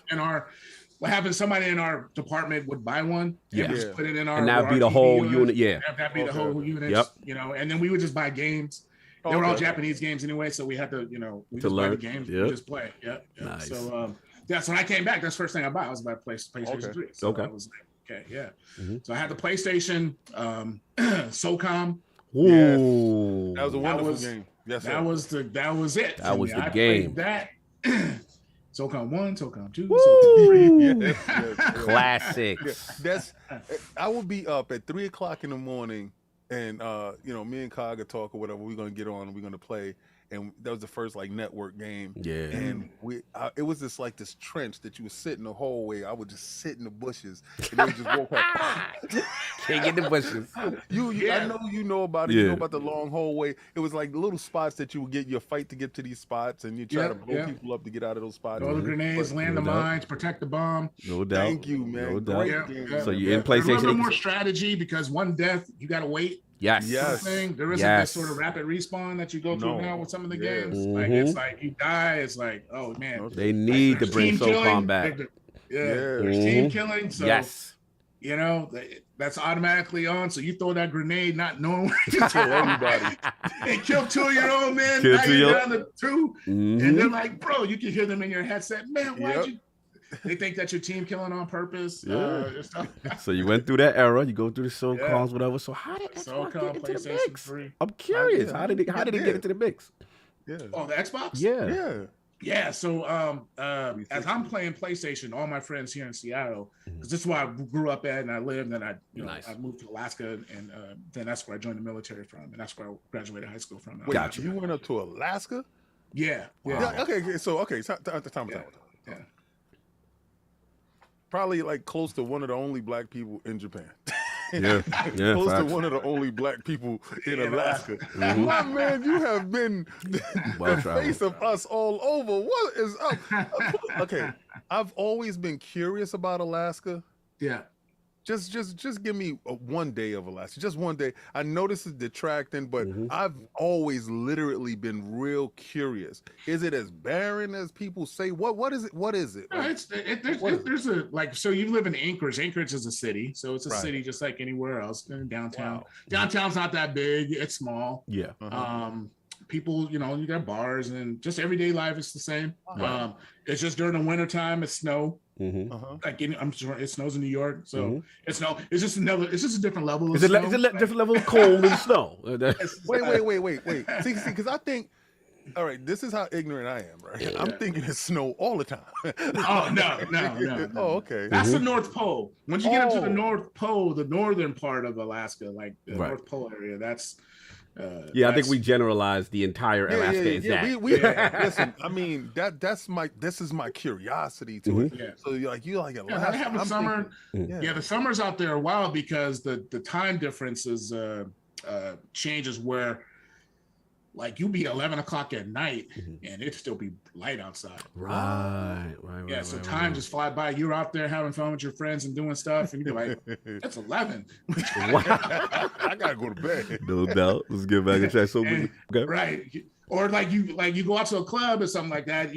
It's 11 and you come outside. It's 2 a.m. and it's light. It's like light. If the sun 2 a.m. The sun's back up again. You're like, "That's man."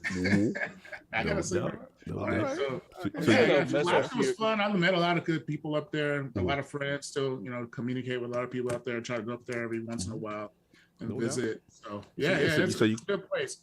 Good place to raise kids. If you have kids, if you're looking for something to just sort of just relax and chill out. Yeah, salute. Yeah. So you come Great back. Sightseeing, if you ever get an opportunity, go up there. You do some fishing. Fishing is always good. So just see that now. That's definitely a thought because my whole thought of Alaska was polar bears, snow all the time, igloos. And I know that's probably an ignorant thought, but this is what I've been shown. Yo, 4 Havoc is dying. He said, y'all killing me. I'm a black dude in Alaska right now. And he's the Japan and I'm gaming. Come on. He killing us. We got to get back on track. I could just see King out there making an igloo right now. I'm done. Moving on. We got to refocus. Time. We got to get this interview back on track. So look, the thing is that we're leading back now to Xbox. You said you come back home in the PlayStation ecosystem, and then now watch all my friends are playing Xbox. They all got Xbox 360s, and they're like, "Oh man, you should come play." And once we played some of the multiplayer games like 2K, actually NBA Live and 2K and stuff like that, we were playing the basketball games, and we play on Xbox because that's all they had, and that's where I would go to play. Okay. When they would come over, I would just have SOCOM. I got you. Yeah, that's it, right? And then they would play. We played Madden. And I was like, oh man, I gotta remember all these buttons. They're like, why don't you just go buy an Xbox? And I was like, no, I'm not buying an Xbox yet. I love it. No, you already has been indoctrinated to the Japanese culture. Let's go. Let's go. Yeah, I was like, no, not yet. I'm gonna get one. And they're like, come on, man, you gotta play Halo. And once we started playing Halo, I was hooked. I was like, shout out to the GOAT. That's it. So instead of just buying just any old normal Xbox that you could buy at the stores, I went and bought the Gears of War online. I think it was on Amazon. I found one as I was looking to buy one, and it was the RTD2. Oh, the Star Wars one. Remember that one? Yes. Yeah, and when you press the button, it's that one. Yeah. That's the first Xbox I bought. Yeah, so I didn't have no Xbox. What is Xbox One? Yeah, so you had 360. Oh, okay, got you. Okay, yeah. So I didn't get. I didn't buy the OG Xbox. I got the 360. That's any Red Ring of Death? Yes. He was honest. I went through the whole 360 generation with not one Ring of Death. Wow. Oh my God. You lucked out. You definitely lucked out. Now the RTD2 one never experienced Ring of Death, but my friends, their Xboxes got Ring of Death. But we figured out, we watched some YouTube videos, wrapped it up in a blanket, the whole thing, and got it to work. And it came back on. We're like, hey, here we go. There was one time we went cover. Microsoft actually repaired his and sent it back, and then like a couple months later, got Ring of Death, and then we just went back to the towel thing. The ones I had, I didn't experience it. That's what's up. So you lucked out. You lucked out for the while. So from that point on, you're now in the Xbox ecosystem. Halo brings you in, that kind of stuff. Obviously this is already Xbox Live, heavy in the Xbox Live. 360 is hitting its stride. Were you also attracted to like Gears of War? What were the other titles on the 360 that once you started opening yourself up to the platform? Because you were a PlayStation guy at one point. What made you appreciate 360? Well, so it was Halo. I'm just gonna say it was Halo. Yes. Yeah, it was Halo. Then it was Gears. And then there was some of the other party games were, cross-platform games, Madden, 2K. So all those, like the Madden games, I still was heavy on those. So me too. I just was like, okay, well, I can still play Madden. I can still do all the things I want to do. Yeah. But the cool thing with it for me was like my email address, all that stuff was attached to my account. So I could get all that stuff, email, all that stuff. And it was easy for me to port all that stuff over. It's easy for me to operate within the Microsoft ecosystem. All my Outlook and all that stuff it just was easy for me. So and it just started making more sense. And then I started just playing more Xbox games and less PlayStation games. And then I think what happened, Sony had got hacked back then. Sony had got hacked. And when they got hacked, I was like, I don't even know what to do anymore, right? And then I was kind of upset that what they did to SOCOM, they killed the shut down the studio, and then they made SOCOM 4, and that wasn't great. And I just was like, you know what? All my friends are already playing Xbox, so I'm just gonna move over there. I like games anyway, so it was easy for me to transition. No doubt, man. Look, tremendous gamer history. We could go on and on with you. This is insane history. You have to bring him back because there's more questions I really would ask, but it's like this would be a 5-hour interview. I can't do that. So what we gotta do is I gotta transition now to the actual journey, right? So you're doing this. You oversee Navy guy, IT guy, retail. You're all over. You got like a very cool history. It's very eclectic. But now, what was this journey now to Microsoft? Like to now lead you in that direction and then ultimately become the senior program manager for cloud streaming? So working at I worked as an IT manager for a company for like 5 years, and my dream was always to work at Microsoft. Back when I was in the Navy, I was telling people, I was like, I'm going to be working for Microsoft. As we're loading Windows NT 4.0. Windows 2000 on our servers and Exchange 5.5. For anybody that knows anything I know what you're talking about. It's IT talk right now. Let's go. Microsoft Exchange servers and all that stuff. So as I'm working back then, I'm like, I'm going to work for this company. I'm like, they're based in Seattle. It's my hometown. I got it. That's just like, I got to do it. So, in the Navy, I took a bunch of certification courses, get the certification. I got my bachelor's degree. So when I came back, I just didn't know where I was sort of like where I was at and then what it actually took to work at Microsoft. Cause I just maybe it was a lot of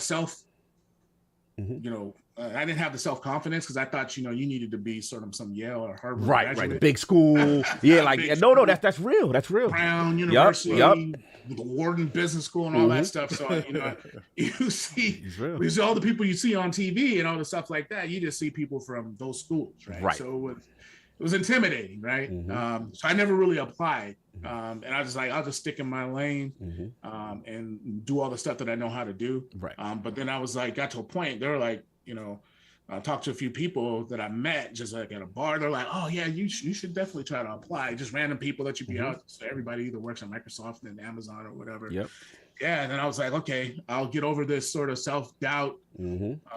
And so before that, I went and got my master's. To boost my resume up. Nice. So it took 2 years to do that. All my Saturdays were gone for 2 years. It's a sacrifice, brother.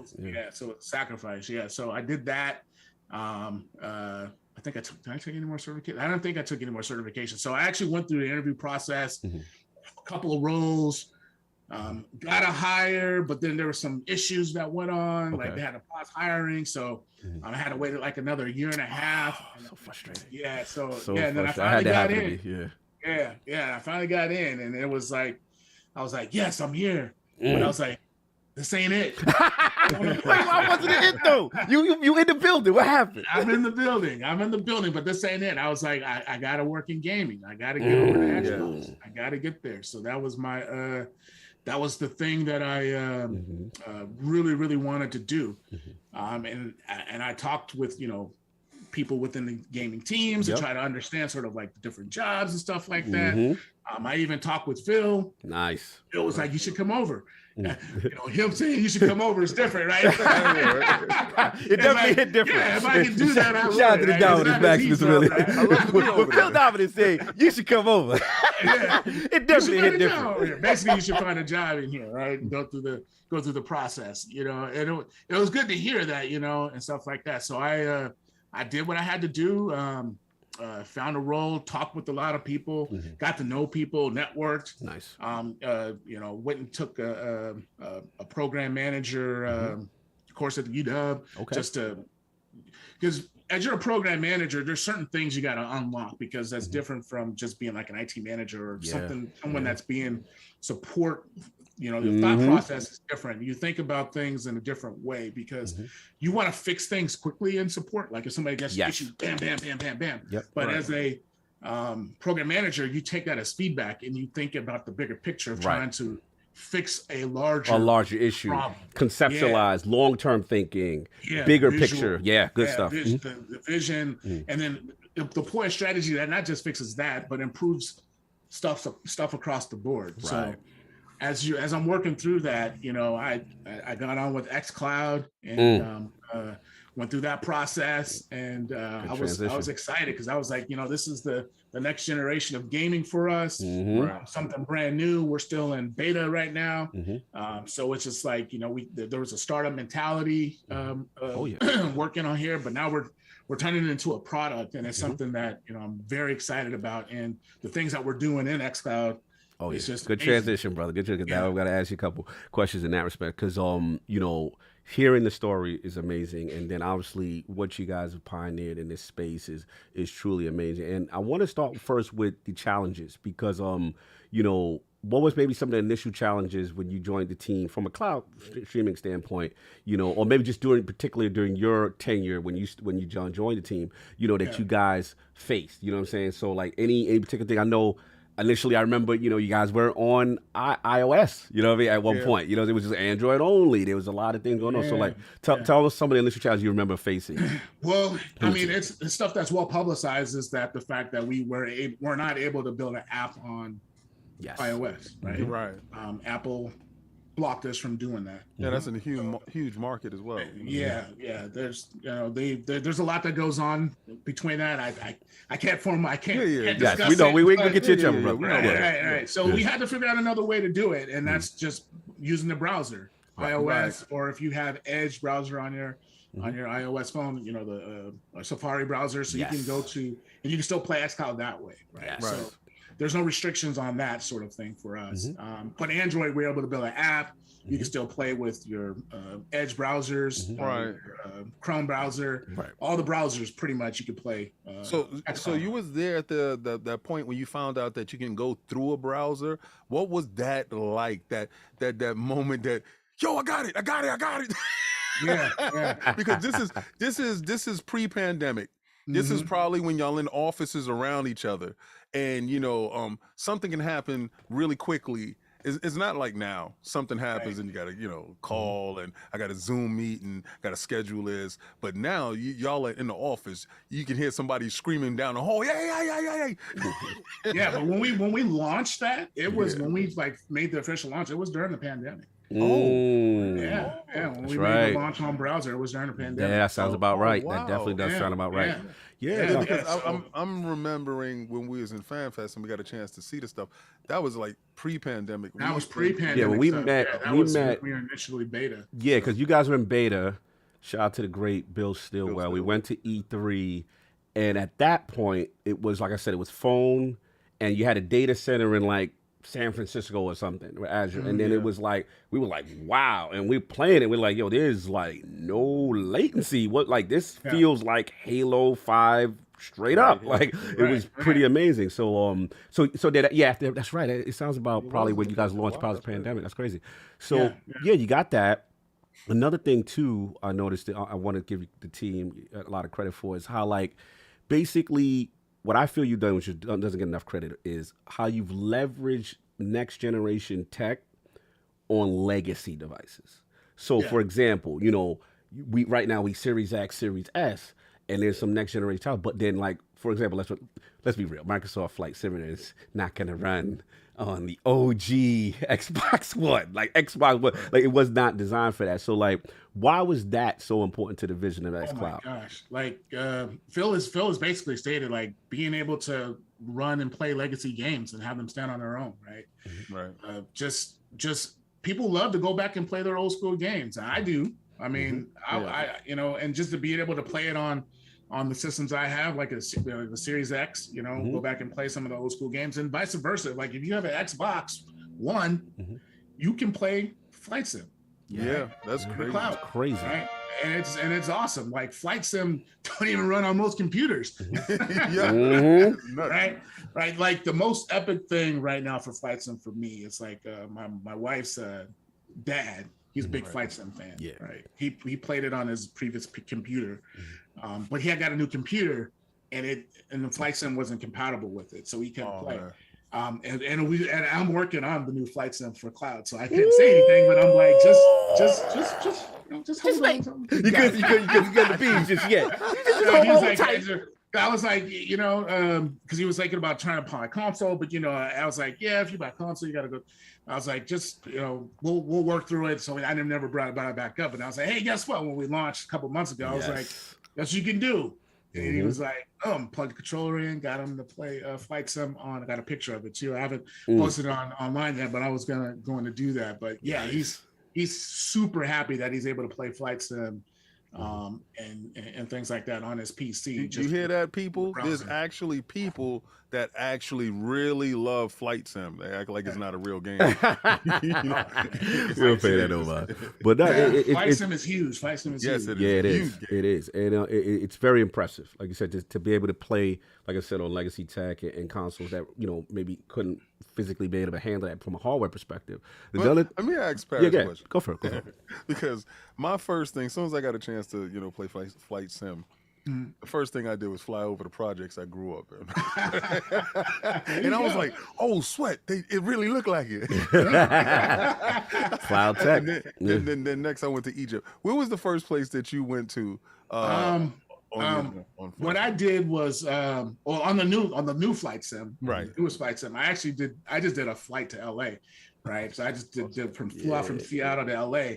Yeah. And one of the crazy things about how high def, like what the best thing, one of the best things about it is the visuals, right? So you're flying, and you remember all those California wildfires? Yeah, they actually had that in the game. Like you could see the fire trail in the game. I was like, this is amazing. Yeah, I was like, that's kind of crazy. This is wild. It is one of those moments where you do realize it is. You know, the term back then, it was kind of funny. We had it, like, you know, people say the power of the cloud. I was kind of the running joke against y'all. Let's be real. It's one of those games where it's the perfect marriage of the technology and you seeing it come to life, right? You're like, wow, this could not be possible, right? Without that type of tech in place, and it's pretty impressive. So even hear you say that, I didn't even realize that, you know, from that standpoint with the map system and real time weather effects and, you know, things transitioning. It's just extremely impressive. So I'm glad you mentioned that. What I did want to talk about was, you know, again, so you talk about that, you talk about the launch, you get that out, you're coming out on phones, you're doing that. But like one thing I know initially that I felt your competitor did have over you at the time was the full browser integration as far as like Stadia. Like Stadia came out, and I'm a techie, so I had to try it. I had to see what was going on. I'm like, man, this is impressive, you know. And at the time, xCloud was limited just to phone at the time. So talk about now that transition where now Xbox game streaming, Microsoft Edge browser, like how big was that for the team? It was huge. It was always part of our strategy, right? So it was huge to see it and then see the success of it. Like we're seeing a lot of success from it. So just giving people the opportunity to play games through browser. You can stream on your consoles through cloud gaming, and it's just like, you know, once we launched that, it was like it just opened up so many doors for people to be able to play games. And that's sort of just the bottom line, man. I just want to work to give people all the opportunity to play as many games as they want to, anywhere they want to, right? Phone, tablet, TV, okay. computer. I'll wait for that TV. Refrigerator. It doesn't matter. Wherever you want to. See, people joke about the refrigerator though, but actually, the TVs on the refrigerator, you can actually play like little games on. I think I saw on a video somebody hooked up something and they were able to play. I think XCloud on their TV. On their fridge. Get at it. So, I don't think people realize like how important. Like I get it, us old-fashioned gamers, when we hear like streaming games, we're just like, oh, I don't want to do that. Now, first off, like you might think that now, it's just like the thing like 10 years ago, we had a completely different mindset for digital only games. Like, you know, sooner or later, you're going to start breaking those walls down. And I think people need to realize that's happening sooner rather than later. I'm not going to say it's going to happen like next year, but it's going to be a part where, you know, cloud streaming may not be 1-to-1, but it's going to be as close as you possibly can get to it. And it's just like, look, like there's a lot of countries in the world that don't even play consoles like that.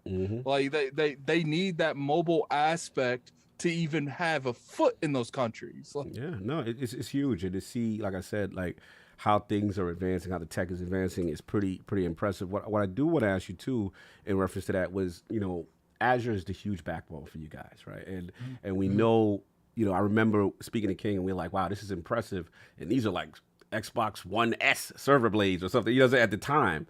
And then now we hear the jump, you know, Xbox Series. I know me personally that uses xCloud a lot. Like I'm a person that I get excited, like, oh, the doctor's office, how long is the wait? Oh, okay, cool, drive it. Oh, no problem. You bust out the Kishi and I'm ready to go. So I love it. You know what I'm saying? I get excited for the way. So my question is like, was the Series X server blade upgrade, you know, was that necessary also to facilitate more things like that as far as like performance? And then you guys are also doing almost, you were playing the game, you could play the game natively like before you download the whole install. Like was Series X, was that part of it, getting those server blades to get more functionality? Oh yeah. You know, some of these games and titles are really, you know, we want to provide the best performance and reduce latency. So those are definitely things that we want to do to make sure that we're accomplishing those goals for the players. Just thinking through it, you know, we've come a long way to get there. We're not done yet. That's the cool thing about it. So it's like, you know, we're continuing to grow and learn based off the gameplay and based off the feedback that we get from our gamers. So we're taking all that information in, and then we're just like, so one thing, everybody, I think there's 556 people watching now. Hey, if you got feedback on xCloud or anything Xbox, let's go. Please provide it, because if that helps us solve problems, that helps us. You may have an idea. If you have an idea about something, throw it in there. Don't hesitate. How can they do that, Lord Paris? Like, do they have to hold down the Xbox button? You can hold down to start. Yeah, okay, we hold it down and then we hit report. That's how we do it? Yeah. There you go. Okay, I just want to make sure. Because some people ain't clear. Because I'm just for the record, I'm like leader in achievements on the inside of the program. That's me. I'm the guy at the top of everybody's scoreboard. Okay. He's that guy. He's that guy. Hold the start button and report problem. Exactly. On the phone, browsers. Yes, report problem, y'all. You already know what it is. Salute. Give us your feedback. You know, give us some actionable feedback. You know? Yeah, no constructive feedback, please. Well, when I get to this sucks, I'm like, so what sucks? Is it what sucks about it? The game? Is it the controller? Be specific. Shout out. Is it the font we use to give us the info? Shout out to if you give me something like the latency sucks, there we go. Okay, exactly. And then with that information, you would be able to pull where they're from and what type of environment they're on. And trying to figure out what's going on. If it's a game problem, if there's an actual bug, if there's server problem. Good call. That must have been a very hard choice in upgrading the server blades, knowing that stock is going to come away from the actual initial stock that's going to reach the crowd. And in order to to take that initial hit, that initial bump, but the benefits down the line is going to benefit everybody as a whole. That takes a lot of foresight and fortitude to stay tall in that position, and it's starting to show benefits now, because you might be close. I don't know.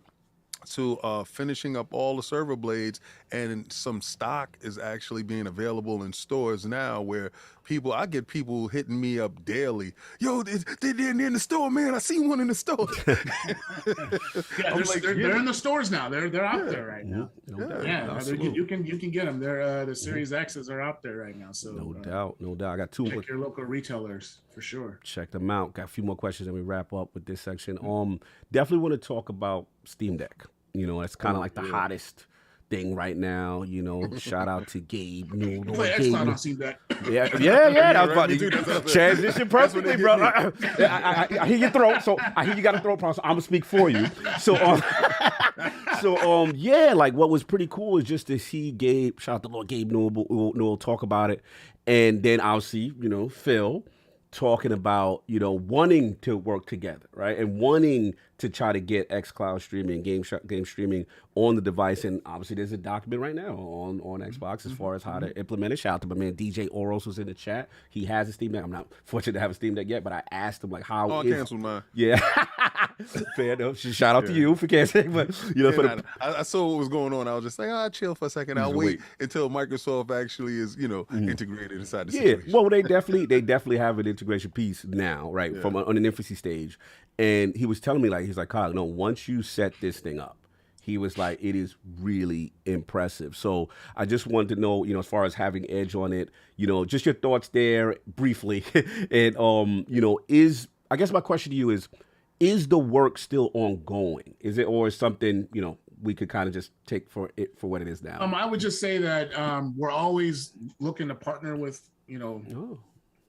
folks out there that are delivering great things in gaming. We do want to continue. We want to be able to give people the ability to play the games they want to play anywhere they want to play. And if there's a browser, we want to be able to enable you for that. So, because you can use Safari, you can use Edge, you can use Chrome. That is true. All the main browsers out there you can use and sign in and get in to play games. I mean, you could see MLB The Show 22. Woo! Funny thing is, when you launch that, you see Sony Interactive.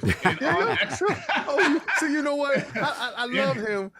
Here we go. See, that was a little messy. Here we go. Petty like my. See, I didn't bring it up today. You just opened the door. Empowered Paris. You just empowered this man. No. We it ain't gonna go far. It's just gonna stay right here. Yeah. I did download it. Now, I'm gonna get a chance to play some baseball. But I do appreciate somebody else appreciating what I appreciate when I press go. Yeah, loving that Sony PlayStation Game Studios. Thank you. I appreciate it. Yes. I mean, hey, listen. Sony, we know his pedigree. He was out there in Japan when it was happening, so we know his pedigree. Go ahead, Paris. And the funny thing is that when you see that Sony Interactive Studios, when you launch the show, I launched it in the cloud. I launched it, I haven't downloaded it yet. I just play it on. I play it in XCloud, right? Right. Yo, hey Paris, you did that on day one, right? I did that on day one. Say no money down. Oh my God. So if you're a Game Pass subscriber, you can play MLB 22 The Show for free. This guy left. If you are a Game Pass subscriber, you can play the show. This has got right now. Day and date. Yes.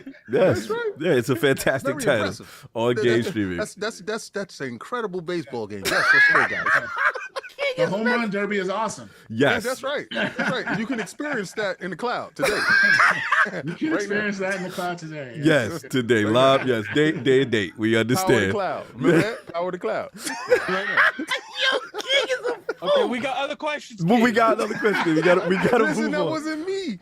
You say in the cloud, right? In the cloud. Paris. In the cloud. Remember, y'all said the cloud didn't work, but it's working right now. I can't with y'all. Anyway, moving on. I did want to ask, from a skeptic perspective, because there's still a lot of people that be like, look, man, that cloud streaming, man, I'm not, and you know how guys are, like, a lot of gamers, listen, man, gamers are resistant to change. You know what I'm saying? Like, I don't believe in it.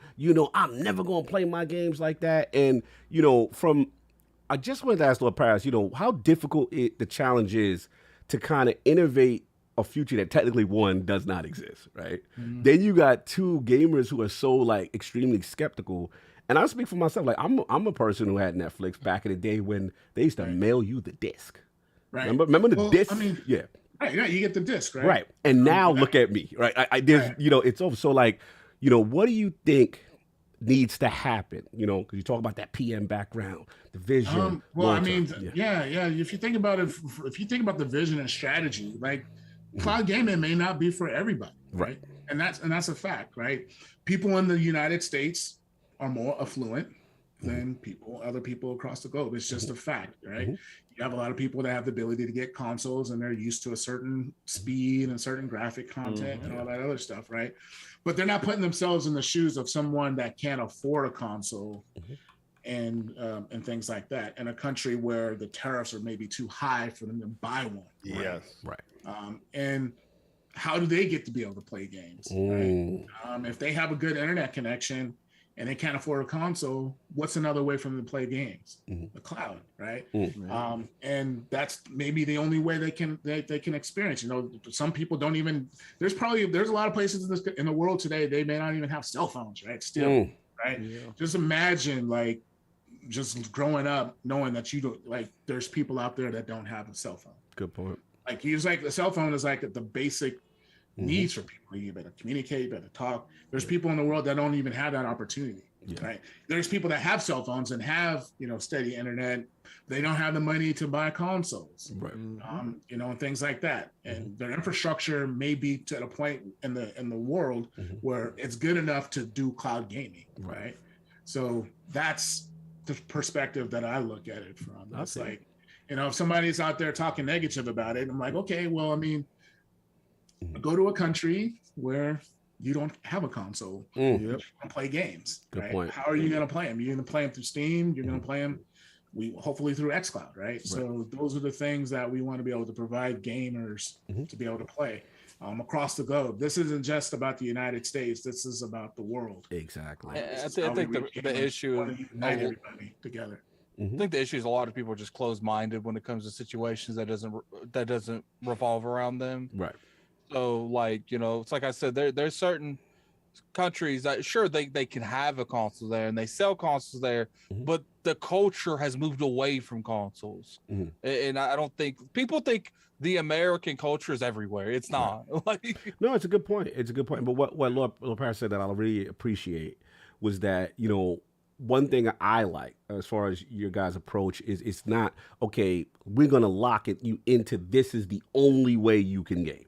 Yeah. Right? And what's cool is it's an option. You've always stressed that. It's been an option. I think the mistake your competitors have made was say, no, this is it. This is only you doing this. And also, combined with that, then you have this amazing service in Game Pass, right? So it's like you got this amazing library for just being a part of it. You know what I mean? Kind of thing. And I think that approach is cool. The question I did want to ask, though, from a future thinking standpoint, though, do you think it's more from a more adoption rate? Do you think does 5G need to hit? Do you think, maybe TV, USB stick, with the app on the TV, more server farms, or a combination of all these things? I would say a combination of all those things need to happen for us to be able to reach the gamers that we want to reach, right? So as I don't know if people or look at what's going on in the world, you look at infrastructures in South America and what they're doing to get to 5G. We're paying attention to that type of stuff, right? Those are the things that we have to watch out for, because as countries invest in their infrastructure, they're building for 5G to get people to be able to communicate with others across the country, across their country, right? And we're looking forward to that, because that basically enables us to be able to come in and say, hey, guess what? You can play xCloud there too.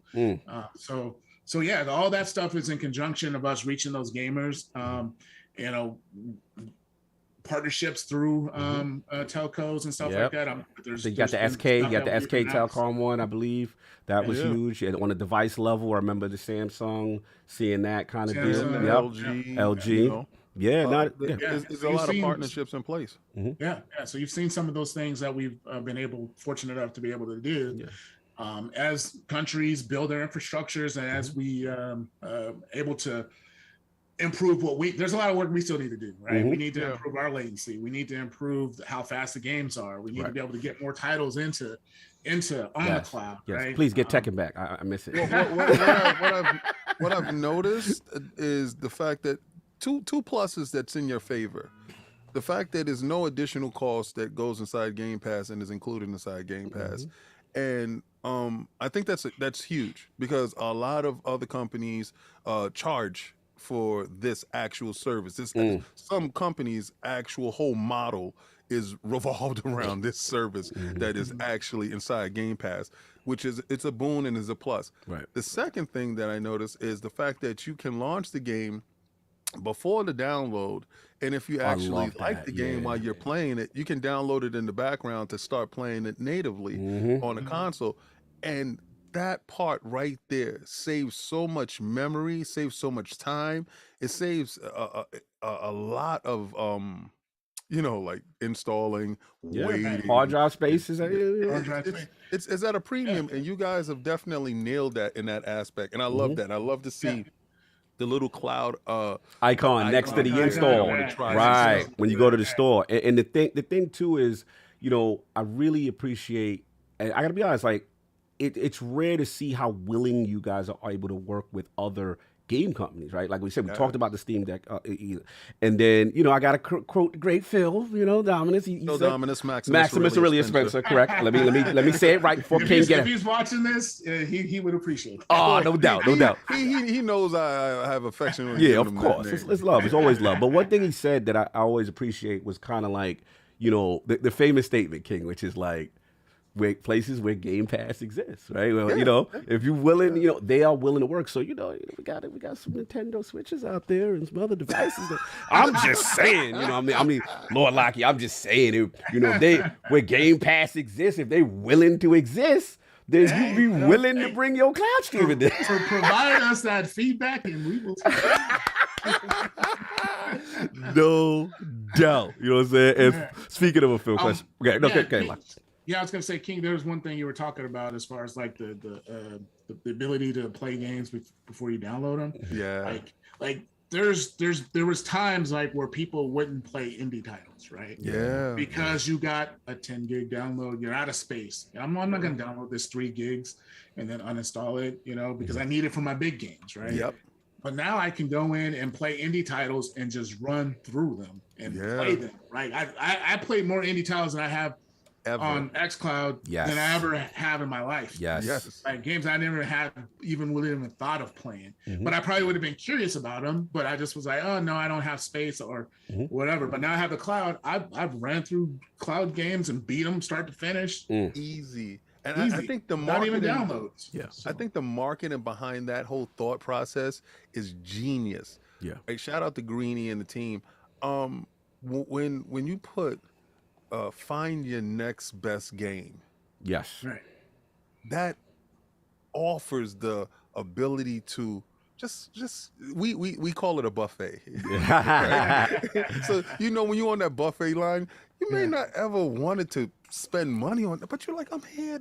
I might get this crab cakes. Let me try that. And the ability to try and just keep going. I find your next great game. I thought that was absolutely genius because I actually go inside Game Pass and I look for like Wild West. Never thought. Yeah. Never thought. Tunic. And I'm like, this is hot.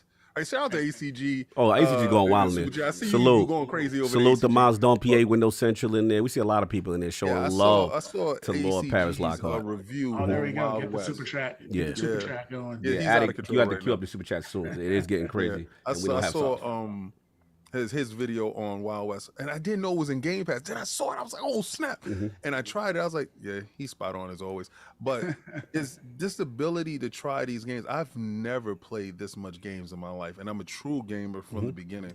Yeah. You guys are doing something phenomenal there. Yeah. And I'm glad that we're able to give you your roses today in that regard, because it's from the inception of it, it was a lot of skepticism with it.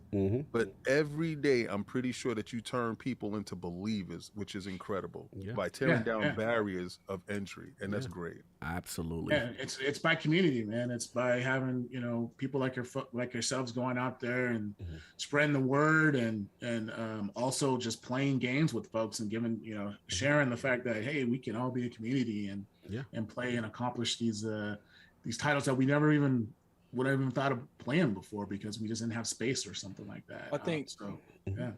I think when it comes to the community in general, people forget why we're here in the first place. You know what I'm saying? Like, it's like if you don't like something, if you like something, it's like it's all about the games, and like in the center, it's the games.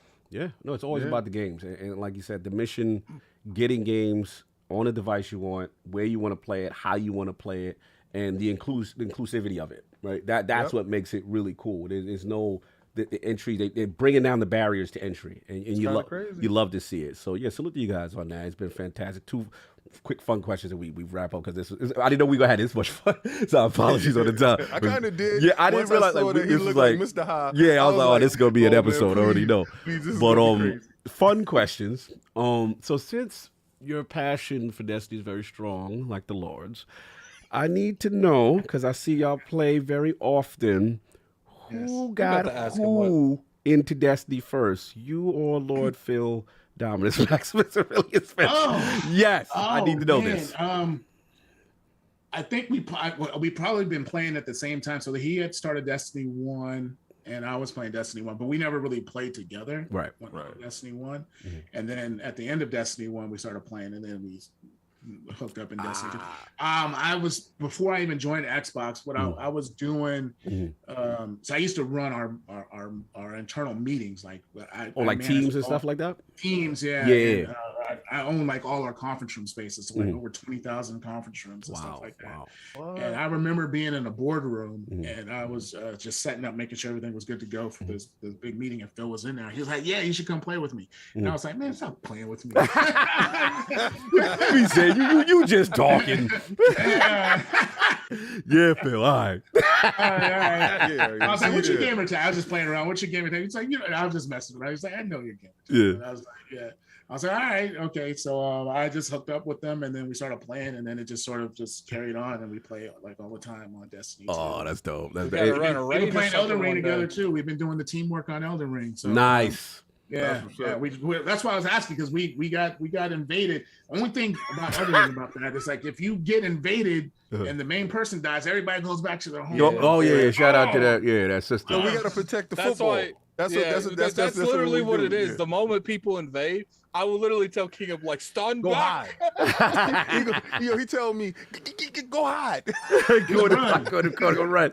No, salute. They have a barrier though. They put a barrier up. You can't run too far now. No, well, yeah, you can't. But see, I got these little things that I do. So Addict says, and we notice, because at first I really didn't understand. I'm like, "You've been invaded."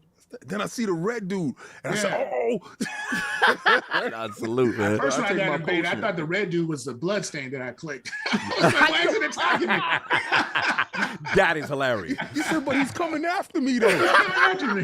No, salute to you. Right next to this bloodstain.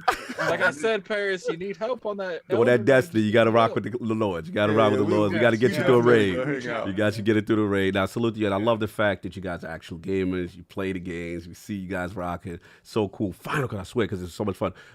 I got to highlight, though, last thing, your love for Marvel. And the cinematic universe, and you kind of come from our era, which is like the era of the G.I. Joes, the Transformers outside, the Marvel comic books. You go to the store, you buy the book. You and King kind of come from that. So my question, you literally run one of the most enormous Facebook groups, excuse me, I gotta speak the whole thing. But over there, and it was called the Marvel Cinematic Universe, right? Yeah, Marvel Cinematic Universe private Facebook group. We're the largest on Facebook for group wise, right? Yes, we're not just a page where people just go like. We're a group, a community of folks that talk about all things Marvel, movies, games, toys.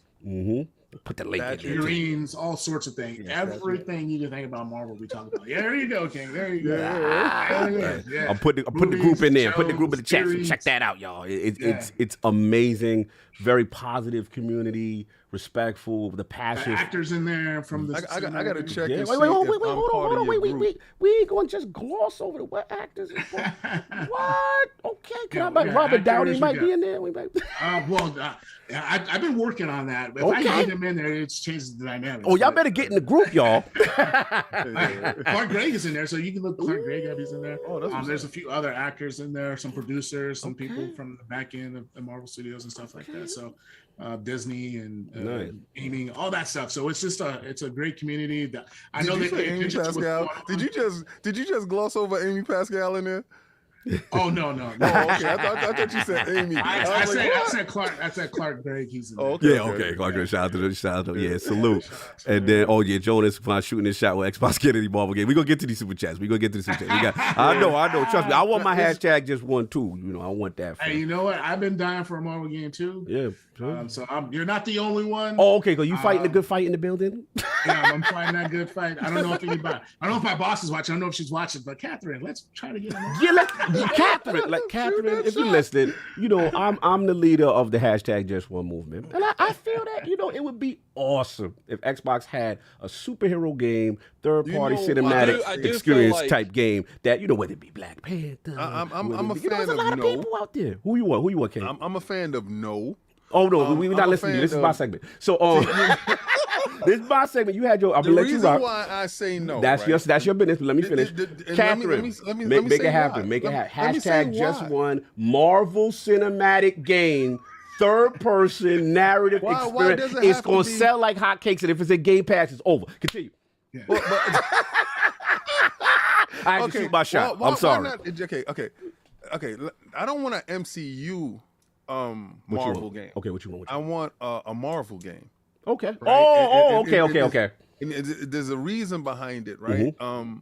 I want a authentic comic book game. Okay. Opposed to a MCU game. There's two distinct differences when it comes. I understand what you're saying. Because one is the Ultimate Universe / the 616 universe merged in to give you something that's palatable for the viewer. Me personally, I just want the organicnicess of it. So if you're gonna give me a Ghost Rider game, I want a Johnny Blaze Ghost Rider game or Danny I would like a Blade game. Ooh, Blade! There we go. I have the whole story for a Blade game. Just think about it. A Blade game, third party. Evolving world, so Phil, get him a budget in the studio right now. Let's go. You're playing during the night, so in the daytime you're fighting the humans that are protecting the vampires. Right. At nighttime you're fighting the vampires. You got to go into different hideouts. Then you got to be able to get the serum to make sure you ain't turning into a vampire. I got something else, man. Something else. What you got? You sprinkle the Nemesis engine in there, and the vampires have archlords and stuff. Okay, Nemesis system. He's been trying to get the Nemesis engine and everything. Yeah, I love it though. It's good. Because it's only like 2 games, and it's a great engine. This is the biggest thing. The biggest thing. Whose face is on it? Is it Wesley Snipes' face? Oh, or is it Mahershala? Yeah, is it Mahershala Ali or Sticky? It's gotta be this. Sticky Fingers did play a good Blade. Yeah. But what about Mahershala? My man Ali. Well, he didn't get a chance to do it yet, so we not even going to include him. He got to get his movie out the door first. Okay, fair enough. I think if it's done now, it's got to be Wesley. But if it's done in the future, it has to be the other. Yeah, Mahershala. What you think, Pat? What you think? I'm thinking Marshall Ali. Yeah. And I know that Wesley Snipes, he's the one who did a lot of good OG stuff, right? OG. But if you were just to say, hey, we're gonna take a computer animated version of it and then throw it on a cover, then I would say just mix it between both of them. Gotcha. Or they have different skins, sell a DLC. It's different skins. There you go. I get the Sticky Fingers DLC. There you go. Nah, salute to you, man. We love the passion for Marvel. This is dope. Can't wait to see what you guys do there. And again, love what you're doing on the cloud streaming side and how the tech improves. Keep doing what you're doing, brother. The final thing that we ask every guest, say we got to put it. I need Lord Lockie's top 5 video games or franchises of all time. Ooh, all time. Well, don't have to be in order either. Not to be in order, okay. Yep. Well, I'm gonna say Destiny because I've been rocking. Listen, man. You hear that flame? Then I would have to say definitely Halo. Yes. Okay. It was on that list. That's one got you. And that's 2 Bungie's titles. Two Bungie. No, you good. You doing good. You doing good. Well, actually, not really. 343 is down there. 343. Yeah, true. 343. Yeah. Right. Home team. Whole team. Talk about who created it. Yeah. Who created it. So Well, we got you know. no doubt. What else we got? 343 is holding the stick. And Holding the torch. That's right. We out here. We outside. Let me go with What we got? SOCOM because I was addicted to SOCOM 1, 2, and 3. Yes. That was great for me. SOCOM 2 was crazy. Yeah. Oh my gosh. It was Yeah, part 2 was nuts. Yes. We went on 4. Yeah, we on number 3. Yes. That's 3. We need number 4 now. Madden because I just been playing. I have played Madden. Respect. Madden forever. Yes. My last Madden was the truck stick. I like to hit it with the boom truck stick. Chuck stick. 97 all the way to 2000. I think I stopped playing Madden 19 was I think the last one. But I probably need to jump back in. It just started getting to my game back. Well, it's in Game Pass. You can do it anytime you like. There it is. No. And man, is it 2K or if it's NBA Live? Man. Double dribble. Just double dribble for the safe. Double dribble for the safe. Man, NBA Live. That was NBA Live was the OG. Sega. It's an OG PlayStation. Yeah. I mean, 2K took it to the next level though. 2K took it to the next and level. we never mentioned Dreamcast, which was crazy on this show. But anyway, we could do. Nah, he wasn't there. He wasn't part of that, but it's cool. That wasn't part of my. He was in the arcades. He was out there. People up. Yeah, I was in the arcades then. You guys had the benefits to get the consoles. Fair enough. He was out there playing them. Yeah. So what's that last one? This list can always evolve and change later when you come back. The list can always evolve and change. I would just say half live, half 2K. Okay. Yeah. Basketball didn't have to be there. General. No doubt. I'll put double dribble. No doubt. Dribble, yeah. No doubt. Double dribble started it all. Oh, no doubt. Then there was NBA Live 95. Oh, that's arguably the GOAT. Yeah. That's probably the GOAT. You know, you can play on the Trail Spreewell. You can play with. Remember that? Yeah, remember that? You was in the gym with the yeah, Down 5 was crazy. Down 5 was crazy. Salute to that. And then the bonus round. That one had the Nas intro, right? I think so. I can't remember. And Yeah, I think that was a Nas intro. I just posted it the other day. It was classic. Really, man, now, the bonus will be for you.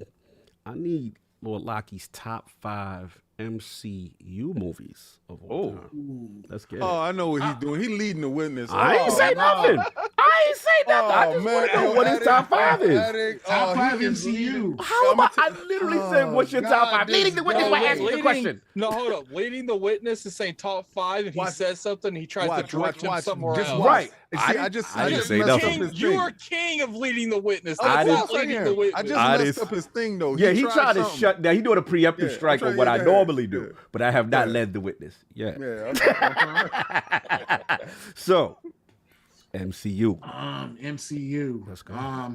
Infinity Wars #1. Okay. Oh, I can respect that. I I respect this. Yes. Captain America, Winter Soldier. My man, I didn't even say anything. I didn't even say anything. You see, this is what I'm talking about. That's how I know he's a This will real. go back and forth for me. He's a real one. Winter Yup. Soldier He's a and, yes.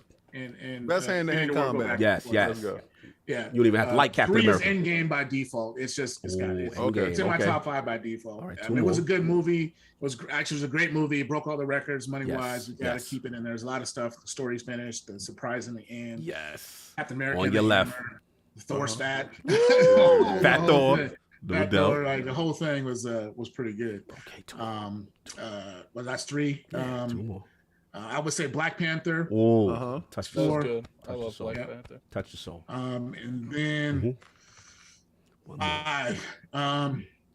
Man, 5 is tough because there's just I like them all. Like there's just a whole lot. For your personal Let's view, get this this is last you. one. Come on. And man. I would just probably just I say knew OG you- Iron Man. I think he was gonna say Iron You Man. know what? I'm not gonna hold you to this list. You understand? wait, King. There's no Age of Ultron on it. Yeah, exactly. And you know what? I'm gonna put Cognito in the bushes. Man, it's a man of culture. And the only reason why, and I know he's gonna respect this. The only reason why Age of Ultron is up there because one, it gave you everybody, gave you Ulysses Claw, introduced you to Wakanda, gave you the Vision, gave you Scarlet Witch. Yeah, for sure. Let's not act like these things didn't happen. And it gave you the reason why everybody was going after everybody inside the Winter Soldier. So without this movie, none of those movies happen. But again, I'm gonna sit back here and relax a little bit. And remember, Ultron is the one in What If. I feel like with that mentality, Iron Man gave you everything. So we're gonna say Iron Man's the greatest. I mean, Iron Man, but we can't disrespect. Like without Iron Man. No, I'm not saying I'm just saying with that mentality. Iron Man I put Iron Man everything. up there. So we put an Iron Man at 1 because it let everything below it. I do actually put Iron Man very high because everything was right. We gotta get him up out of here because I know he's busy. So. Yeah, I know. Listen, me and him gonna talk later. I want to have him on. We have him way longer than we supposed to. I want to have him on DCX because he's a Marvel dude, so we definitely can talk about yeah, for sure. And last, this movie is actually going to be interesting based on your history, which is favorite console of all time. I think I know it. Based on your history, this could be surprising. So let's see. Favorite console of all time? And why? Based on my history? And why? Series X. Oh! Wow. You know what? I respect that. Go ahead. Tell us why, though. Tell us why. Everything. Expansion card, the ability to how fast it is. Jason Ronald approves of this. Lord Jason Ronald comes in the realm often. Yeah. Completely. But this is home team. But tell us, like, I get the system design is glorious. We also got a shout out to the Little Ben, the Series S, a fantastic complimentary console. Got my X screen on it. It's beautiful. But like, I know download speed of the games. I know, but let's get to, is it because you're behind the scene and you know what's coming from a game perspective? Because you started off strong. Listen, this is a strong start for you guys. Great generation. Arguably setting. I've told people I'm probably a Peter Moore 360 era kind of guy. But I will say the Series X's start right now, from an Xbox console perspective, it is on its way. And the moves you guys are making, obviously the Bethesda, the Xbox Game Studios, and then obviously the soon-to-be potentially Activision thing. Like, it is looking like this could be one of those generations. Is it that for you? And because you're in the building and you know what's coming? I'm gonna go as a gaming fan perspective. Okay, let's go. Like I remove myself from knowing what's coming and what we're working on. Right. But as a gaming fan perspective, if I'm a fan of games and just having the ability to do what Xbox is offering, like I would definitely sign up for it. I would be a Game Pass subscriber. I would be playing xCloud. I would be doing all these things, and just the Series X itself, just the box itself, the power that it generates, and just being able to play the games at the speed that it's doing. Right, I'm playing. No knocks against PlayStation 5. It's doing this thing too, but I just, for me, my perspective as a fan, this is what I would prefer. No doubt. And just the moves that Xbox is making and things like that. Bethesda, Starfield, soon to be something potentially big. Yeah, just all the other titles that were announced and that are to be seen, to be announced. Right. Shout out to Delilah HD, Grown Women Gamer. She said you're doing a fantastic job with it. Oh yeah, she said you're doing fantastic right now. You're amazing right now. I mean, so no, you got me excited. You got me excited for what's coming. There's no doubt about it. Salute Lord Paris Lockhart, aka Lord Lockie, in the realm. Appreciate you staying as long as you can. And again, we're not kicking out, but I know if you have to do things, you have to do things. But man, I'm good. You still rocking? I got time. Oh my man, we can I just want to point out, Paris. Are you sure? Like, we got just two topics. It'll be quick. It's the demo and the joint. But we do got to read the super chats because the super chats came extremely. Yeah, I think you should read the super chats. Right, let's get the super chats. So if you got to do a bathroom break, do your bathroom break, or whatever you got to do. I'm gonna need your help on this joint because they coming in. We got a $2 super chat from Havoc. Hit the like button, frauds. We got a $2 super chat from Havoc. Kung Fu on NES was best. We got a $2 super chat from Solo Gaming.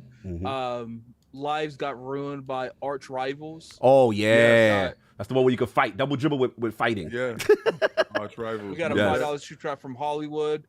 Y'all took me back with a double dribble corner 3 in Genesis Spider-Man. Another excellent ILP Sunday King. Looking forward to the fight show. We got a $5 super chat from Havoc. I remember being in Japan and playing the flight fighter sim that had a chair rotate like a real plane. That's what I'm talking about. That's what I was asking, because they had it, but we never had it here, and that thing was huge. Though it cost like more than $30,000. I think it was like $50,000. That whole setup, it was crazy. No doubt.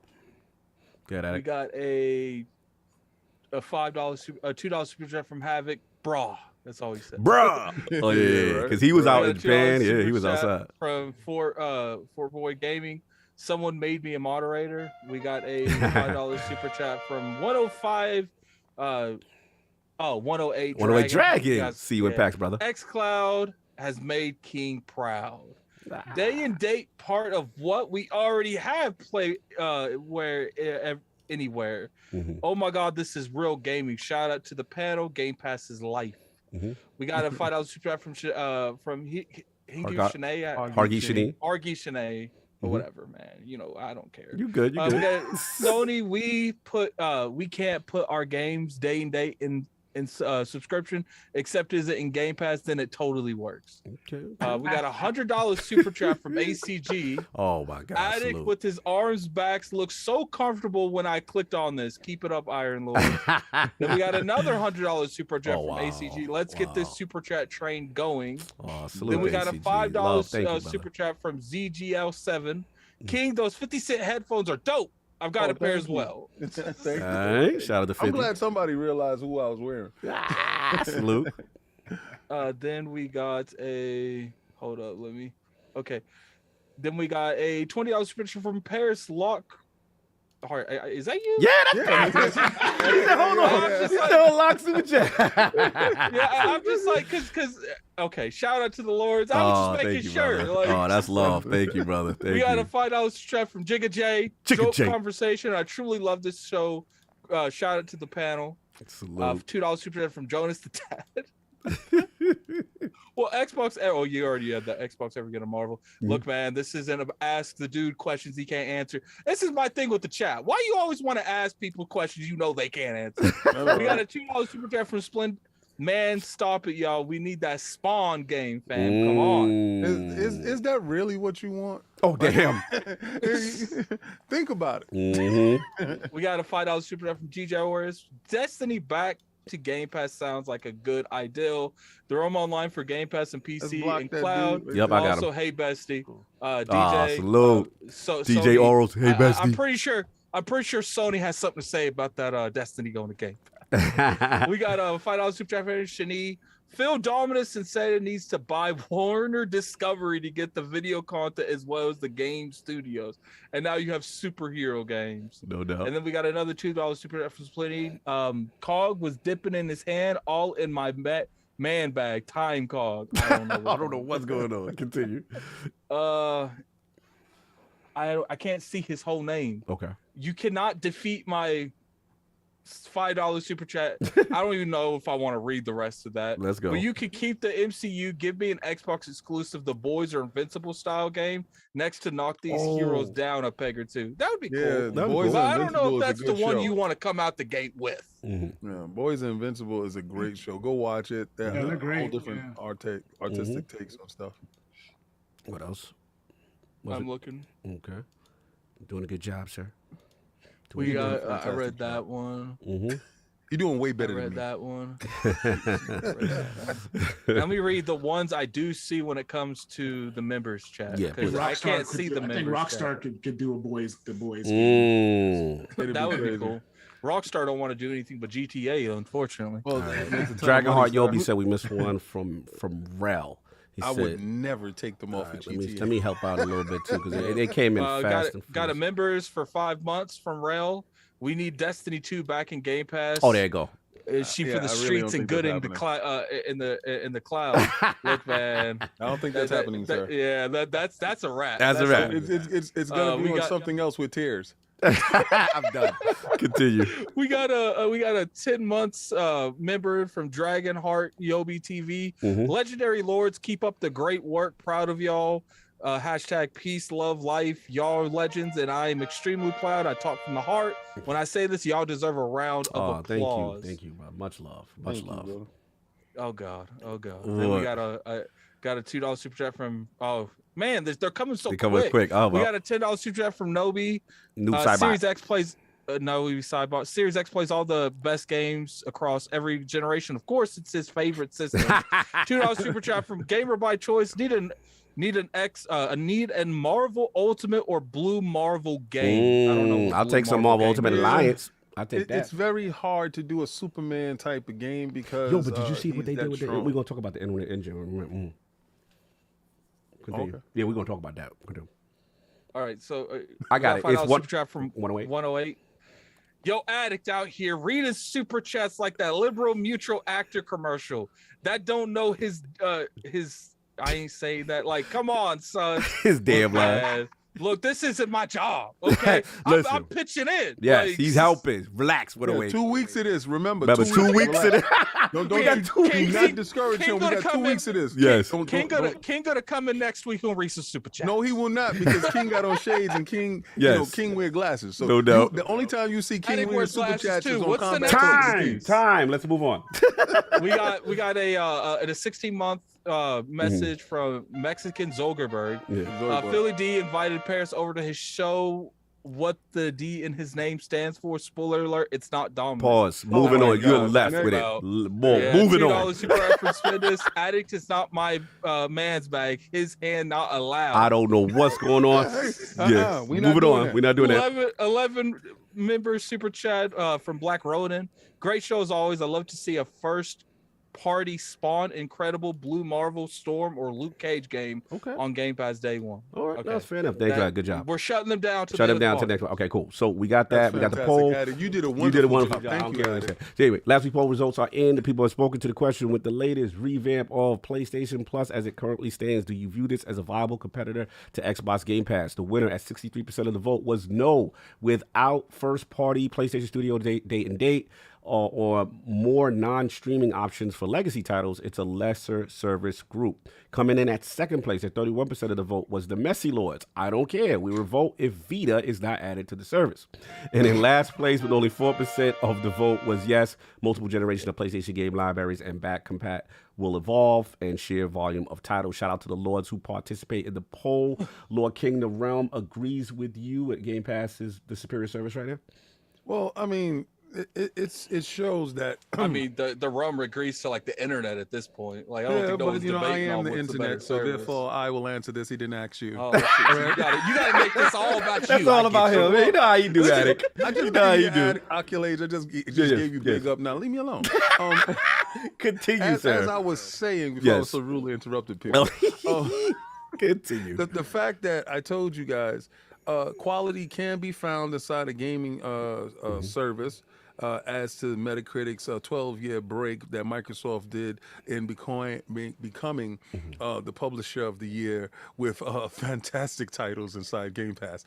I say quality can be found. Stop making excuses and just let's get down. If you really want to fight, put up the Dukes, baby. Let's go. Okay, we see what you're doing. Moving on. Let me get a couple super chats real quick because my man, shout out. I wouldn't be remiss if I don't shout out Italian Clowns. Follow super chat. King is always right. All hail the king. All hail the king. Shout out this to. This is why his ego is the way it is. Yeah, I know. This is why we can't control it. 97% right. Yeah, this is stroking the ego. Yeah, this is why it is. Shout out to Lucius Augustus, the homie from the Discord. We remember for 8 months they really wilding in these super chats. Shout out to you, Attic. He gave Attic his props. Yep. He said, then the Angry Therapist MD, $10 super chat. That OG Spider-Man game was the most comic book accurate Spider-Man. Yep. If you didn't take pictures for Jameson, you couldn't make web fluid. And yes, Venom was in it, my man. And your Spidey said, go off, my man, Angry Therapist. Memphis. I remember. It was a great game, man. Salute. You already know. Shout out to Flame for being mentioned. So look, let's get into it. So first topic up, Halo, man. Halo Season 2, Lone Wolves announced. We saw the trailer, what's going on. Finally some content. Looks like it will have an actual story. They showed 2 Spartans kind of with the Lone Wolves theme. We got some season maps. There'll be a new map called Catalyst and a new big team battle map named Breaker, which was also featured in the trailer. It's going to be some new modes, potentially Last Spartan Standing, an FFA elimination mode, and a new mode called Land Grab. King of the Hill is also returning and has been updated. There's been a lengthy blog post by 343, and to their credit, they chimed in on a lot of the customization and a lot of feedback that, let's be honest, a lot of people upset with the level of content coming in. So let's start with Lord Lockheed, Paris Lockhart. How excited are you for Season 2 Lone Wolves? As someone that's been starving from content. Yes. I'm glad you said it because I was going to say it. I'm excited for it. Yes. And I know just being on the back end, there's a lot of work. They've been super busy. I'm trying to get all this stuff together. Launching without, co-op, that was, it is what it is. But I think that the content is coming. And I think this Lone Wolves is going to, get the fans hyped again. And I think I just can't wait to get a chance to play it. Having opportunities, being on the inside where people are like, hey, you can try things out. I didn't do any of that. I want to play when they launch. Okay. So I can experience it from as a fan would. There's titles that I do that on. So it's just, I can't wait for this. I think have this way is more restraint than I could ever have. Yeah, that's way too much restraint, brother. Like, I need to know what's going on. I need to be, what is it, Addict? Show me your build. Show me your build, 343. People have been tagging me all day on Addict. Where's your build? Yeah, that's the new thing. Addict made a statement. We got to get emoji. Yeah. Oh, you know about it. Yeah, show me your build. We're so excited. But no, salute to you for handling it kind of just like from a fan perspective, consuming it when the fans consume it. Yeah. So, all right, fair enough. Lord Addict, man, any of this excites you, or is it too little too late for you? You need to see more. No, it's not too little too late. Like, look, I've always been in the mindset, like, look, you could feel away about the lack of content. I feel away about the lack of content. But you know what else I feel away about the lack of content? When I got to wait 6 months for anything relevant in Destiny. When I got to wait 6 months for anything relevant in any type of game I play. Right. Like, look, I will say that maybe the game should have been delayed to at least incorporate co-op. Yeah. But it wasn't. So we're not doing like a different realm of a future. It wasn't. We got to deal with it. Yeah. So it's just like at this point, my only issue with Halo is the TV show. So, like, oh, you don't like the TV show? Oh, Lock, don't do it. No. So like when it comes to this, I like the Lone Wolves ideal. Like, look, is it enough to bring everyone back? That's debatable. This just depends what content they give us. It depends on how much they promote that content and what they do with that content. I personally feel like one of the only thing that's going to get the masses back, and sure, you can get people back in, but the masses, I feel like, is going to require like a substantial single player story content with a multiplayer season, which that's just me. We're going to have to see exactly how it goes and how they launch the promotion. There's some rumor going around about some battle royale mode. So, depends on how they do that. I think I have every confidence that they can get the people back that's not playing anymore, because it's just like Destiny. It's like every other types of games as a service thing. You can get the people back. People go out and they'll say some crazy stuff about not playing a game. That's a good point. I came out here and said some crazy stuff about Destiny. My ass bought Witch Queen. So no, it's a good point. In as far as look, we're not gonna gloss over what we felt was some missteps from a content perspective at launch. But to your point, the nature of live service, if you do what your community wants you to do and it launches on time and there's a lot of stuff, people can come. So that is a good point. Let's get Lord King in Halo Infinite, Lone Wolves, some story content too, King. I Battle Royale. I predicted all of that. Shout out to my 97% of being always right. Let's go. Talk your talk. I told it on Twitter, and you claim it as yours, and I was right. Listen, I said it. You was on the show when I said they're gonna launch with story content, and I said the battle royale thing. I said a lot of stuff. And, he did say you were the first to say about the infinite being truly infinite, like a live server. You did say that. It's going to continue to be. I thought the name rang exactly how they wanted it to. I think they're leading heavily into their marketing. Now, as far as the content I have to blame it on the pandemic. I don't care what anybody says. Y'all can say whatever. Y'all can fight me if you like. But I truly believe that had a lot to do with things. Watching the TV show that I love and my wife loves so much, because she's not a fan of Halo. She has absolutely no idea what Halo is. But that TV show is incredible to her. So she actually loves the TV show and she thinks it's dope. So I saw a lot of lone wolf things and themes inside the TV show. And I was like, and I'm curious to think, did that actually lean into it? Did that have something to do with this DLC? Well, they did. To your point, they did say that they are planning some type of incorporation with TV show thing. Oh, good. I'm curious if it's going to be Maskless Chief, but that's another story. I hope not. If he outside, you don't want that skin? You don't want that? I don't, because I don't think it works in that medium. No, I think it works in this medium. I'm being silly. When you have to see the range of emotion from the character. I understand it now. I don't agree with it at most points, and I'm with Attic in that regard. But when like he's sitting around in the house with his face out. Can I address something real quick in the chat? Yes, please. Keep mentioning how I'm sitting. I don't have my normal chair. This chair's kind of messed up. Yeah. So I'm leaning back because I can't look. It's a 4-hour show most of the time. I can't do this for 4 hours. It's not happening. And this chair gives in too much. So I working on the space. I can't sit how I am. We working on the space. We got to get him the joint I got from BJ. Someone said, "Why is he doing the all natty constantly?" All day, y'all be dope. No doubt. But I think. I like it. I like the idea of it. I definitely will love a battle royale in Halo. I think it would lean to it. I think the game needs to evolve in that area. We have the competitive version of it as far as the multiplayer goes. We have Oddball back. King of the Hill, thank God, is coming back. I like that that mode. Let's get into a battle royale mode where it actually works for us. I think that's dope. I can't wait to try some of the new stuff. Yeah, and any content for Halo is definitely great content for me. So, no doubt. Splendiferous had words for you, Attic. You might need to check the chat. Anyway, I'll jump in. I think it's a start. Obviously I've been very hard. I'm not even going to sugarcoat just because Lord Paris in the round. You know what I'm saying? Pause on me. Yes. I'm very hard on the game. Well, technically, he's not here right now. Yeah, I'm very hard on the game. You can say what you want. Nah. Get your balls in. Yo, you stupid. You ain't not. We're not doing that. We're not doing it. We're professionals. So, no, look, I'm not going to sugarcoat it. I definitely felt I would have preferred it would have launched and then held back with all the stuff, the co-op and stuff that I want. It is, like Attic said, though, it is what it is. This is where we are now, right? We outside, though. We outside, though. It is what it is. Right? We like, what, 6 months past almost? Yeah, it is what it is. Just to keep saying what it should have launched with right. isn't relevant. It is what it is. So. All I'm saying now is, for me, this kind of reminds me of, like, House of Wolves. Like, this is the start. I'm not saying, like, this is everything and this is going to generate so much interest, but it's a great start. Okay, there's content coming, there's maps coming, there's a new theme coming.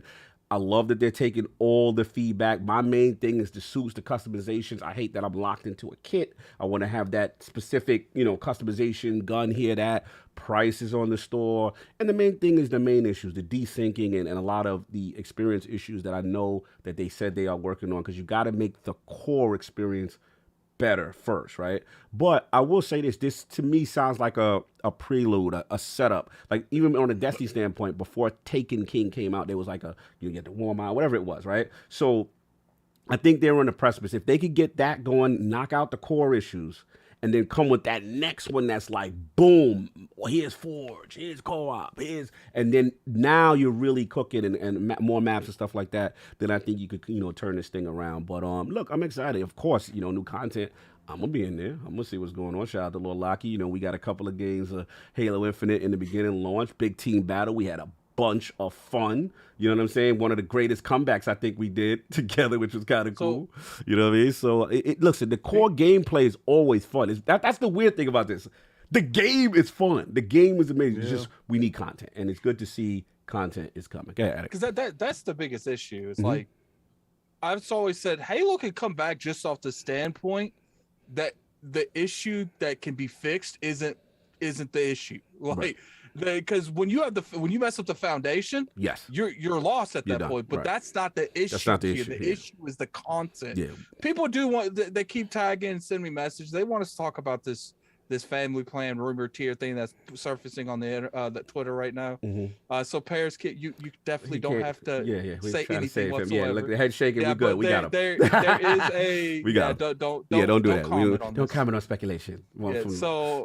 No, but they do want us to talk about these tiers. No, we can talk about it. Yeah, well, that's what. No, I thought you said we weren't going to talk about it. No, but yeah, apparently there's like an entire tier list that's been leaked on the internet. Okay.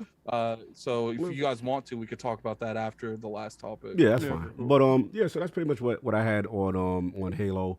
Like I said, we'll see what happens coming up soon. So, Lord King, your topic is next. Actually, before we transition, I want to there was only one super chat came in, so I can get this off real quick. No, there's been a couple of super chats. Oh, I saw Con Artist. Who was before Con Artist? Oh, no, you read the other one. I got the other one. Yeah, so it's just Con Artist. Shout out to Con Artist, $10 super chat. He said, 1, my wife likes the Halo show too. And 2, can Phil be on the show, please? Shout out to Paris in the life. That's ridiculous. Hey, we'd love to have Phil on the show. You already know what it is. Oh, you talking about on our show? I thought you was talking about on Paramount show. I'm like, you want Phil on the Halo series? I said, what you want him to be? You want him to be in the Covenant suit? You want to be a Marine? You know what they should do? Make Phil Spencer one of the other Spartans. You stupid. ODST worker. No. Anyway. I would love for him to be on the show. Phil Spencer saying chief. I'm done right now. Phil on the Halo show. Salute. Let's move. That'd be crazy as hell. That would be hilarious. Forte's here, follows with chat. King, we can't blame everything on the pandemic. 343 been missing that source for years.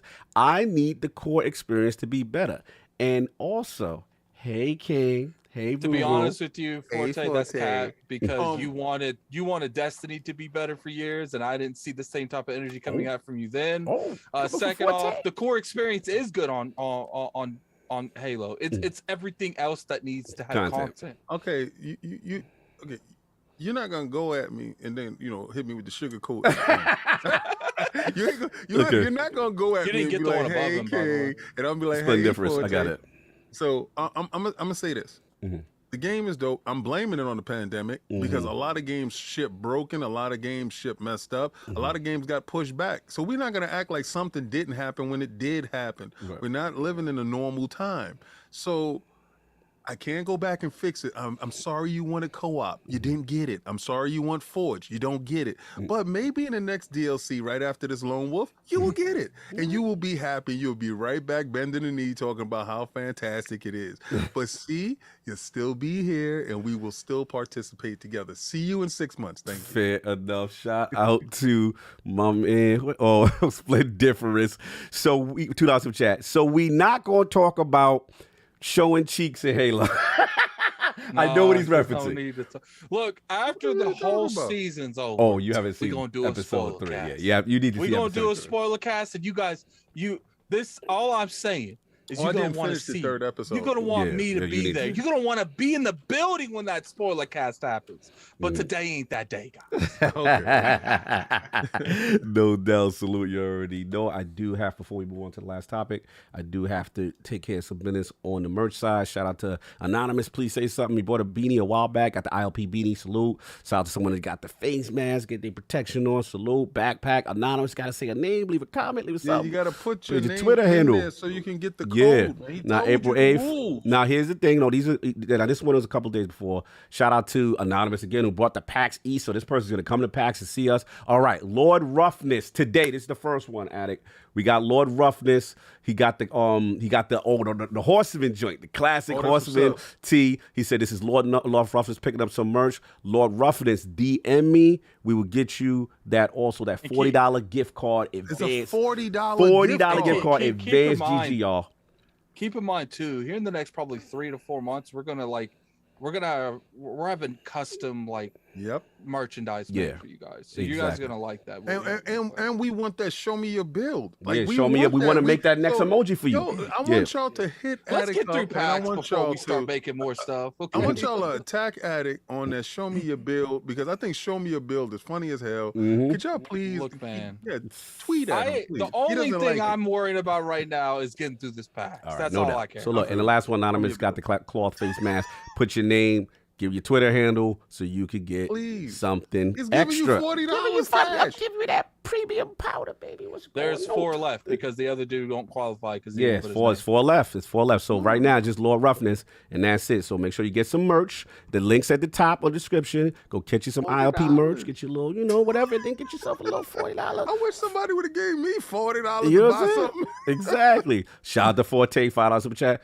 Hold up. Don't make me pull up, Addict. I've been killing Bungie for years with the direction of the game. Don't come for me, homie. You know how I roll. Okay, Forte. I don't see the same energy towards Bungie that you have 343, though. I don't even see relatively the same energy. Slim difference. What about that powder card? Don't act like I didn't hit you. No, you did. I'm talking about for the people, for the merch. Just the new giveaway we're doing today. And it's Iron Lord 20 on the merch. So people probably don't know. Like, that's at the beginning of the show. Right now, if you buy, it's tagged in the little blue icon at the top of the chat. If you buy any of our merch, I think it's the pack shirt. Yeah, you will get a $40 gift code to the advanced GG thing. All right, and it's for the powder stuff. It's not for anything else. It's for the powder. Stuff.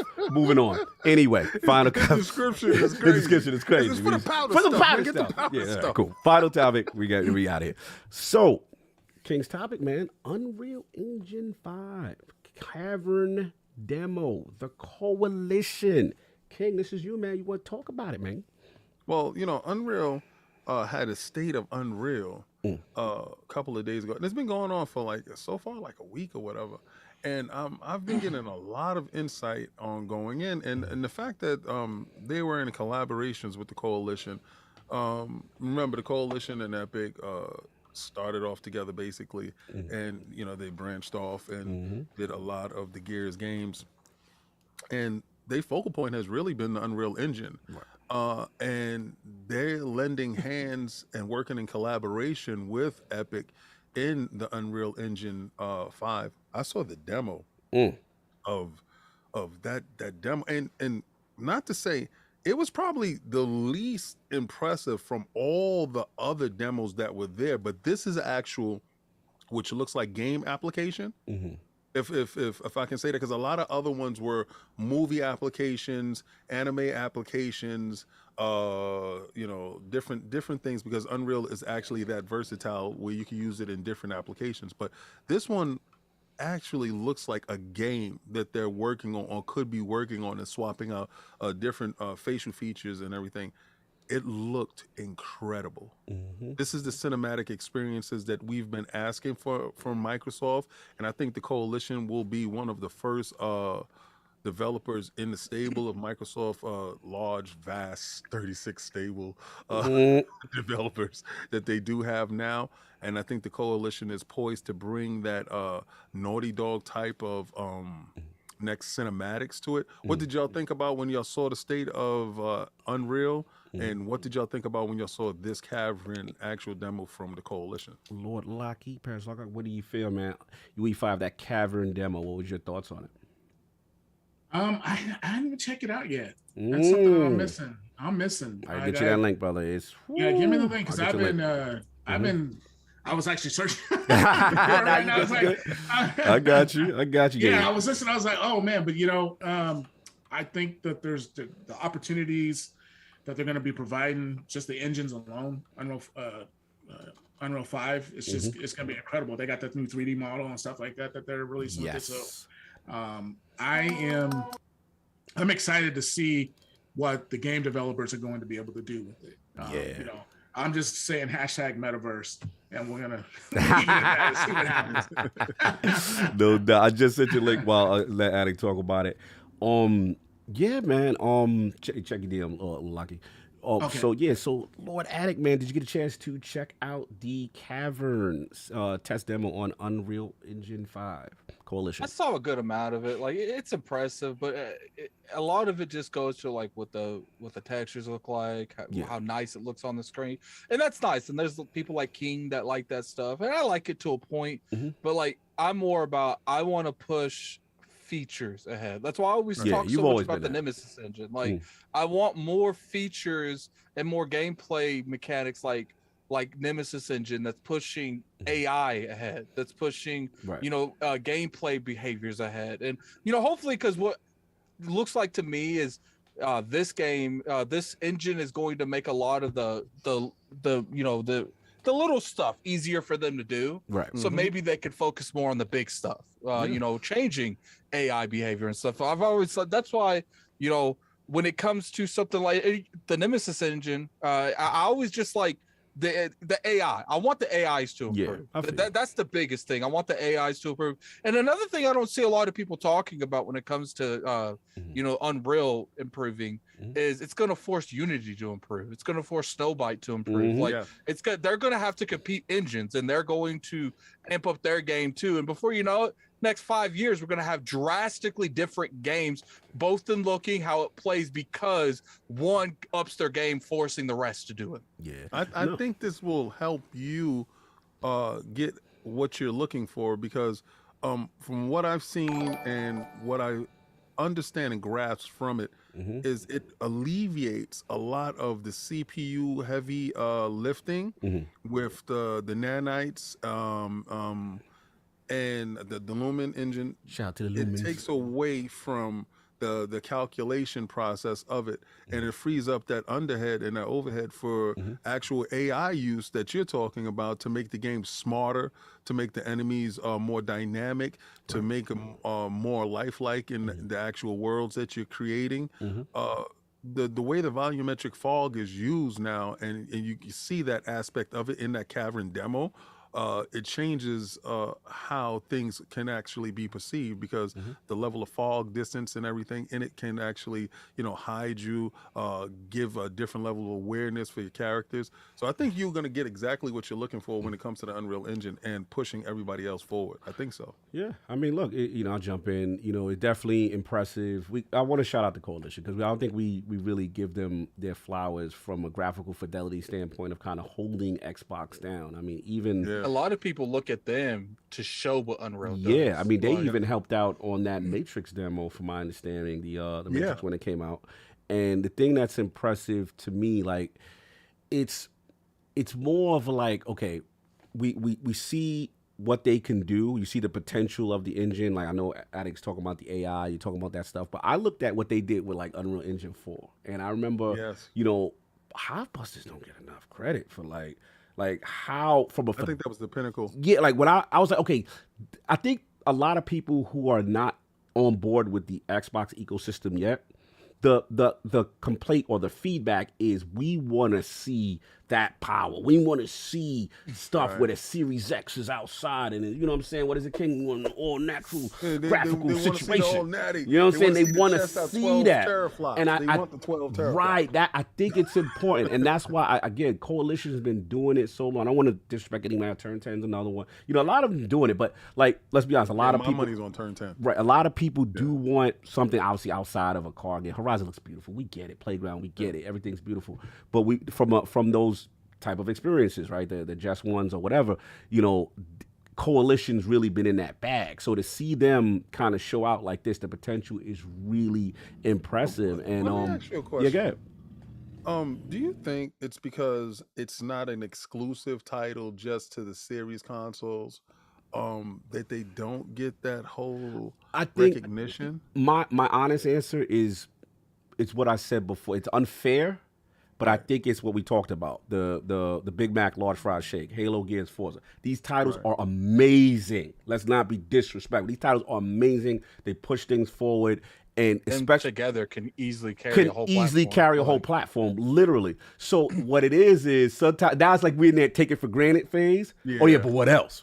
You know what I'm saying? But what else can you do? You know what I'm saying? Kind of thing. And I think what's cool is juggling, right. You know what I'm saying? Like, so I think maybe from the outside, not the inside, because everybody recognizes Gears amazing and stuff like that. But like from the outside, maybe if they had like that one warm-up title before potentially a Gears 6 or something like that. So you're talking about something separate, a departure. Maybe. Something like Guerrilla Games did. Yeah, maybe that's what it takes for other people to truly give them their flowers that I feel they deserve. You know what I'm saying? Because when I look at Gears, right? And I tell people, I remember when Series X was like, yo, nothing really showing off the system. And I'm like, bro, did you download Hot Buzzers? No, they didn't. like did it you was see a DLC and they thought it was just a, exactly thing when it's completely, it's really a step up from the actual Gear 5. Oh my God. It's a complete step up when you actually do it. But okay, so you're in the camp that you want Coalition to take a break from Gears for a second and to probably expand their horizon in something else. I mean, I want them to finish Gears 6 and then do it. Here's my thing. I'm not gonna, if Gears 6 is on the table, you know, so be it. You know, I do think with a new engine, again, I'm not a dev, but my new thing is a new engine. There's, you know, probably a learning curve and getting acclimated. Oh, he did explain that. Right. So you know, let's put it this way. If it's a new title, great.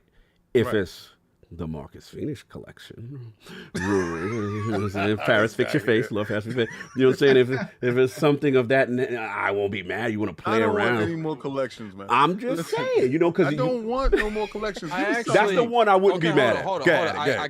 I got to say, I agree with you, King. I'm tired of the collections here, collections there. But I do understand if Coalition wants to have a smaller title to get to use to the Unreal Engine 5 to really know how to hone its skills. Oh, for sure. And if it is the Marcus Phoenix collection that they're using to learn how to use the Unreal Engine 5, I'm okay with that. I just want the warm-up title. So you gave me my praise, but then smacked me in my face. I just want a warm-up title. That's all. That's something that I do. Nah, fair enough. Look, let me ask Lil Paris, like, you know, I obviously can't talk, but in a perfect world, like, what would you like for the Coalition? Perfect world? Yeah. In a perfect world, I mean, why limit a studio to just one title? Thank you. That went over people's head. Okay, I see what you're saying. I see what you mean. I see what you mean, man. Like, yeah, like. Look at you acting like this isn't what everyone thinks, Cog. But I mean, we gotta ask him for his perspective of it, and the fact that he has to be able to move around the conversation in the sense that, you know, he could have privy to knowledge that we don't know. But look, at the you know, same time, Obsidian has multiple titles. You know, there's studios, you know, certain sizes that have multiple projects going on at it. You know what I'm saying? So you never know. You know what I noticed? Too much with those assumptions. In watching this Unreal, because I didn't know this was a thing. Somebody had texted me and it was like, "Are you ready for tomorrow for the Unreal?" The state of Unreal. Yeah. And I thought he was being funny. I thought he was poking fun at the PlayStation. I said, PlayStation don't have no state of play tomorrow. Speaking right? But then it was the state of Unreal. So I tuned in and I watched it. And they talked about the misconception that people think that you can just click a button going from Unreal 4 to Unreal 5. And that's not it. Right. A lot of the things and the procedures is absolutely different. Right. And what they did explain was they have different revisions of, you know, updates to the engine, like 4.12, 4.27, stuff like that. And where they're at now, what they did explain was if you're going to upgrade from, and they'll talk you through it, if it makes any sense for you to upgrade your project from Unreal Engine 4 to Unreal Engine 5. But if you are going to upgrade, you're not going to go to each version of it. You're going to go to the highest version of it to maximize it. Gotcha. And a lot of the features, promised features, are turned off at the moment. And they just turned on the Nano for those individuals that are actually using the engine. Right. Demos up for a lot of you early developers that are out there that want to get a chance to do it. People making a Superman game with that Matrix engine. That's like what I wanted to talk to you about. Yeah, I see. Like, I gotta send you the link on that one. Superman one, yeah. Oh, it looked amazing. It gave you the potential, like, yo, you know what I'm saying? Like, it could be done, and he's flying around this, you know, this intricate kind of city in that demo. So it was impressive. I was gonna ask. Go ahead. It was more impressive knowing that the Coalition worked with Epic on that Matrix demo. The Matrix demo that everybody was shouting from the top of the mountaintops, talking about it was the next greatest thing, the most photorealistic cinematic demo that they can ever play. The Coalition, the makers of Gears, well, the purveyors of Gears at the moment right now, did that for you. Who did that for you? I see what you're doing. I liked what I saw on that thing, but like once again, like I want to see more gameplay innovation. So like at this point, like graphics aren't wowing me anymore, like at all whatsoever. What I think you might appreciate from that demo, if you try it yet, is the AI from like a city standpoint, the way things interact and stuff like that. There's a couple of things that they highlight, but we'll get into it. But I wanted to ask real quick, LordCognito, did you get a chance to see that thing real quick? Yeah, I saw the video. Yeah, okay, it's so awesome. It's clear. Yeah, it's clear and concise. And I was reading some of the rendering on the Unreal website. One thing that people, I think, when people go visit the Unreal website, when they talk about the release notes and stuff like that, you'll see that they're given the ability for smaller teams to build games, right? So all the sort of indie titles that were, they sort of, the graphics aren't there, but they got incredible stories. The graphics aren't there because they just don't have the bandwidth and the people power to be able to generate something like that. Now, if they have the opportunity with Unreal 5 to do something, that puts them in a different category and allows them to expand on their graphics and stuff like that. That's huge. That's huge. Yeah. I'm glad you said that, because for me, like, again, no disrespect to the indie scene, it's like, like you said, whether it be the resources, the budget, or what have you, to get these licenses for these engine or whatever, if the barrier to entry is lower, or they're making it easier, kind of similar to what you guys are doing with ID at Azure, right? Where you're giving indie developers that ability to say, look, you get these credits, you can have this backbone on the same level, almost, as a AAA title, a bigger studio. Now we may see potential of indies with this type of, some graphical fidelity, or like that's really exciting. That's really exciting. Yeah. And that's what sort of pops. You'd be like, whoa, this is an indie title? Like, Using UE5? No, absolutely. And the last thing I'll say, shout out, we had the great Lord Bill Stillwell on back when the UE5 demo first happened, King. Remember when it was on PlayStation?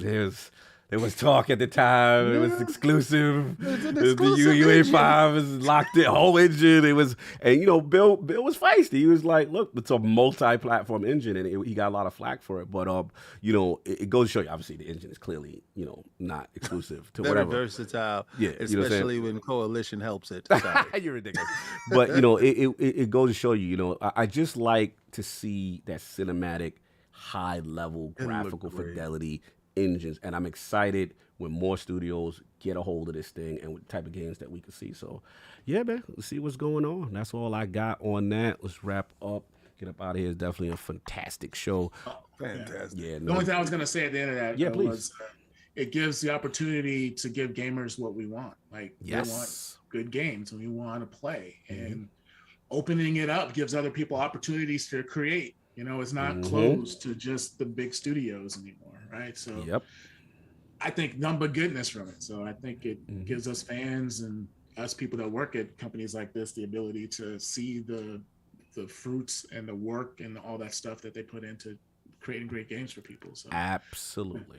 Especially when you can use your Xbox and turn it into a development system, and you can use ID at Xbox to your advantage, and you could be part of, hopefully, Game Pass in the future. You can use xCloud. So, wow, right? There you go. Real quick before we wrap up.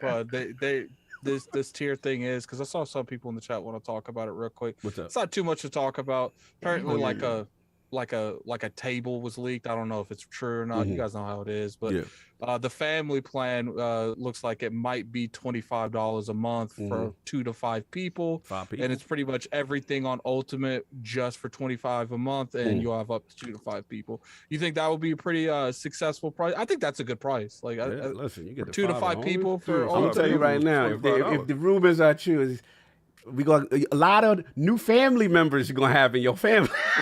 It's gonna be down with your program. You're gonna get a lot of new cousins, a lot of new brothers popping up, talking about, yo, Attic, what's up, bro? But I do feel like that because that's the only thing I was worried about. Like, if that is the price, and first off, it's not been announced, but second off, if it is real and that is the price, I think that's a solid price. I would actually have a lot of go with it. What do you think, King? I think it works well. Because right now I'm game sharing with my son, so our Game Pass and stuff like that is linked. But in order to get my daughters involved, I will have to have the family plan. Yes. So in doing so, I actually save money. To be honest with you, because $15, me and my son. But if I can do up to 5 people for $25, I can definitely do that. Add my daughters on to the plan, and they'll play xCloud on the go on their phone. Paris get them the key. So smooth. I love it. There's professionalism. You don't even have to comment. He's just looking at us like, I'm just saying the fact that I'm just nodding. Yeah, I don't expect him to comment. No, we not gonna make it. There's literally nothing he could say on this comment. It's just funny. What do you think, Carl? Look, I think it's a feather in the cap. I mean, if the rumors are true and the price point is true, so we all gonna get it together. We just who eating off who? No, but King, for a fact, like during the Xbox One era, I remember seeing a lot of this stuff baked in the back end already. And you can kind of put in family. And I remember I had Mark Smooth as a family member, and this person, and obviously the DRM got taken down at the time. But Microsoft was already ahead of this, in my opinion. So this is just a matter of now implementing it, coming up with a structure. My only curiosity is from metric standpoint, how would it be measured from a live user? Do they count, like if you have a family plan, like is that count as 5 people towards the plan? This is where they're about to get that engagement. That engagement. Oh, engagement's gonna be crazy. But this is where the numbers grow. All right, because if you're part of the family plan, you have the 5 people there. Right. Then that's 5 people. Right. So and less likely to unsubscribe. Yeah. That's one person. I mean, 1 subscriber, but that's actual 5 engagements. So they're going to count that actual 5. So it's one person, 1 purchase will equal 5.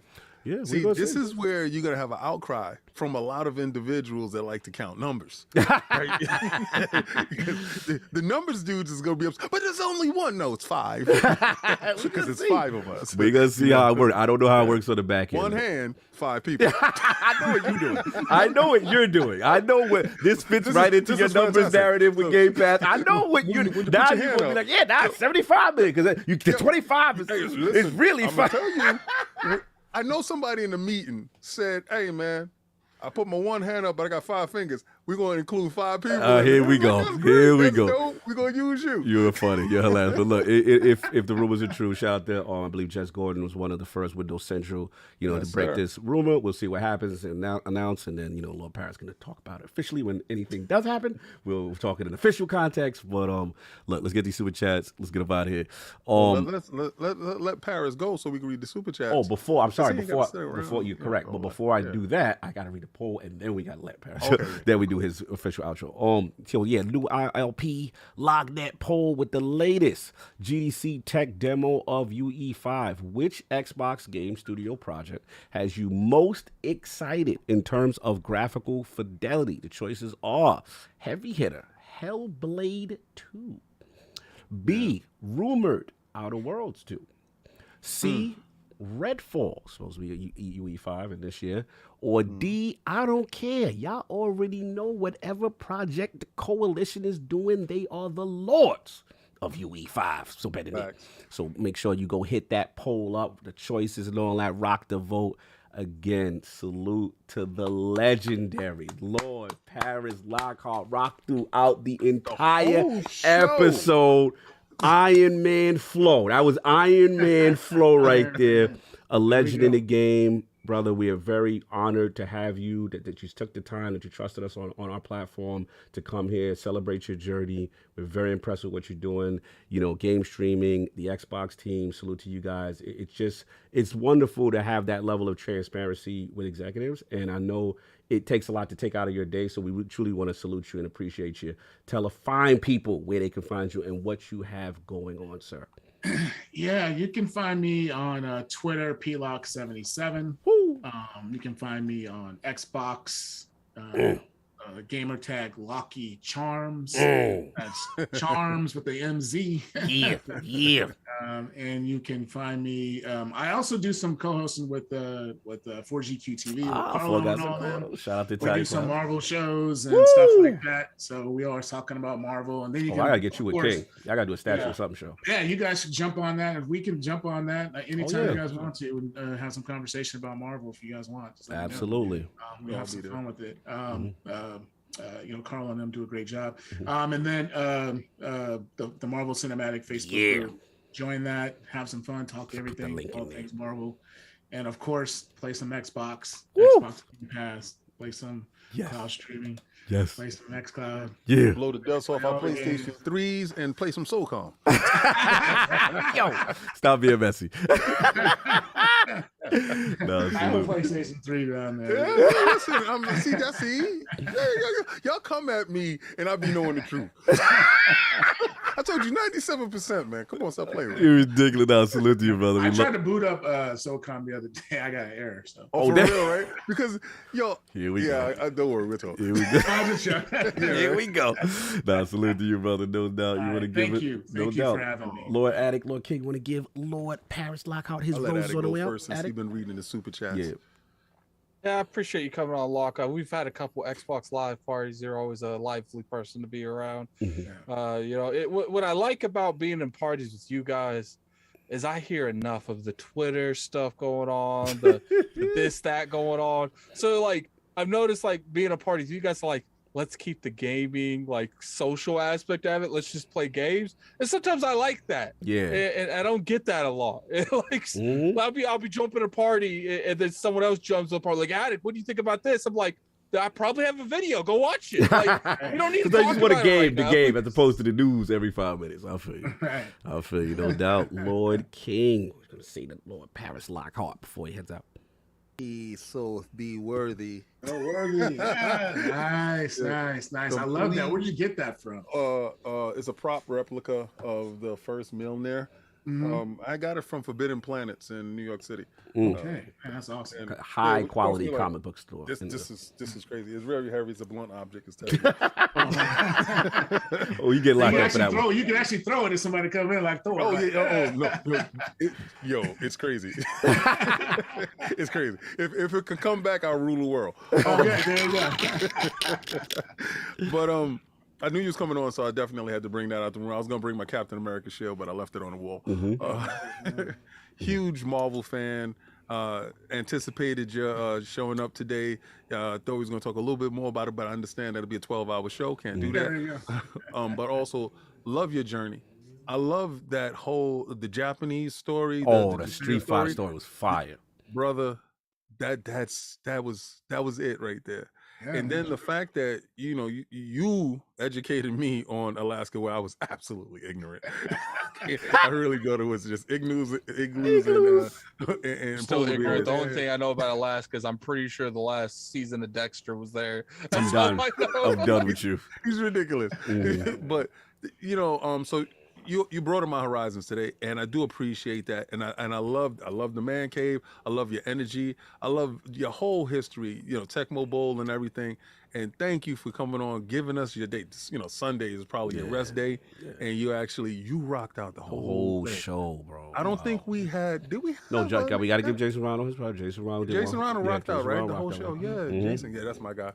Man, yeah. So you out here. This is what it is, and I do appreciate your time. Fantastic. Now everybody in the universe is gonna hit you up talking about, please be on my show. But you're welcome as a Lord here all the time. So all the can't time, wait to brother. see you at a show. God bless, brother. Yeah. Now that COVID is over, hopefully, whenever Something we happen. try to get to travel, we can all meet together and stuff like that. It'd be awesome. Absolutely. Yeah, it's been great. You guys do a wonderful job. I've seen some other Microsoft Xbox heads been on the show, so it's been great. You guys do a wonderful job. Do a lot for the community of gaming. Thank you. It's all positive, and that's what it's all about. I love the content that you guys are able to produce, and you don't dive into the negative stuff. You keep it for what it is, negative, and then you go through it, and then you just leave it alone, right? So this is great. That means a lot. The issue people have when it comes to that, it's like, when they hear that, you guys you guys just aren't talking about everything you choose. No, we talk about it, but here we don't have every podcast dedicated to it. We talk about it, we give our constructive criticism, we move the hell on. Yeah, like, that's what it is. You know what I'm saying? Nah, for real. And I appreciate that. Like, it means a lot, you know, to hear that because, you know, for us, you know, getting the respect from your peers, but also, you know, again, you guys, let's be honest, you guys are gaming heroes in the sense that you guys create the experiences that we play and we enjoy daily. You know what I mean? And it's only right, I feel, on this platform to give people their flowers. There's a lot of negativity out there. There's a lot of armchair developers out there that all they got to do, and there's a lot of financial analysts. And let's get the people on who are actually doing the work. You know what I mean? What? And get it directly from the source. I low-key like the armchair developers because they're so easy to kill in a debate. No, it's great when they're wrong, and then I can just bring up the receipts. Where'd you get your degree from? Yeah, exactly. Because I mean, we talked about some of these other topics on the show. We like, oh yeah, that was disproven, right? You know what I'm saying? It's fun. You know, it's cool to have again these type of conversations. So I appreciate you, brother. Really cool, and thank you so much. We gotta give you your flowers on that as well. Just 2 super chats. Actually, we actually did bad. We get up out of here. Super Secret of Great $10 super chat. Shout out to my bros ILP. And Cog, I'm still waiting to see that Marvel movie you landed in, fam. I ain't got no deal. You got to holler at Lock for that. I don't know if the movie I'm in. But shout out to Split Difference, to us with chat. What if Treyarch makes the next Halo? What do you think? I don't know about that. No. Yeah, I don't know about that I'm one. going to look you in your eyeballs, and I'm going to say, I like the direction that 343 is in. Leave us alone. Dragon Yovi says in the scene, no doubt. Forte, what do you think would be an upgrade path if the pricing structure is true? Yeah, they might be. Forte, again, is going to press Ultimate for the next 2 years. We'll be able to upgrade to the family service for cheaper. I guess so. We're going to see. That's it. When are we going to get Sarah Bond? Now they want Phil. They want Lock. They want everybody now. Just be happy right now. What is the Twitter? Oh, what is the Twitter for Lockhart? It is in the Iron Lords podcast. Why do they keep calling him Lockhart? That's his last name, for real. But yeah. So there's also you were the code name for Little Man. Yes. Oh snap! Yes. Hey, you know what the funny thing is? Check this out. One of the funny things is my daughter's name is Scarlett. I'm just gonna leave that alone. Wow. Yo, Phil, you're funny. Phil, I see what you're doing, boy. The next, there's no relation. The next child that. Oh, snap. So we gotta look to you. We gotta look to you. We got the inside thinking. We got it now. You know what it was? Scarlett Lockhart. Phil was in the meeting room and he was talking and he just brought up his, that is it right there, Scarlett. It's the code names and the roadmap to Xbox has been hiding in plain sight this whole time. All we gotta do. We broke the code. We broke the code, y'all. We did it, man. The conspiracy theories are gonna start. Oh my God, yo, this is crazy. This is amazing. No, salute to y'all. That's Sunday. Yes, last super chats will be shout out to Anonymous. Oh, you got to put your name. You bought a PAX and you bought a shirt. You didn't put He did comment in the chat that said it wouldn't let him. All right. I just here's the thing, okay?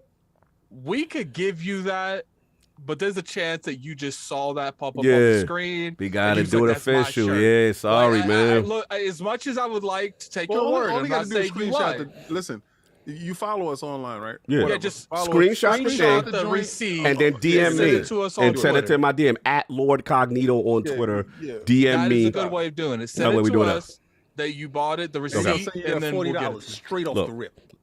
So look, that's all I got. Anybody got anything else before we roll out of here? Attic, anything you got going on, Papa? No. Definitely pull up to the Attic show. I haven't confirmed our guest, so I'm not going to say the guest. Yeah, Ty got Travis this week. That was dope. Yeah, it will be Wednesday at 5 p.m. I appreciate everyone coming through. We had about almost 600 people in the chat. Yes, thank you. Definitely hit that like button. We have 391 hit that likes. Hit that like. OCD. Get that above 400. Yes, please. But I appreciate everyone coming through, and we'll see you next week. No doubt. Yeah, we'll see you next week. We are, we're looking into something for PAX for you guys, so we'll get to you guys later on in that. But I appreciate everyone coming through, and we'll see you next week. No doubt, King. Anything else? You good? Yes, Friday. Friday, Darth Castle X, DCX. Yes. It's gonna be crazy. It's gonna be off the charts. What is DCX, sir? Educate, Lord, what's DCX? Okay, well, that's the statue show that I do for us thousandaires and a couple of millionaires that actually collect these high performance statues, not MCU, toys, because we have a lot of dudes that would like to send me Marvel Legends, and no, this is premium statue talk. Yeah, that's Marvel nice, Cinematic Universe and DC.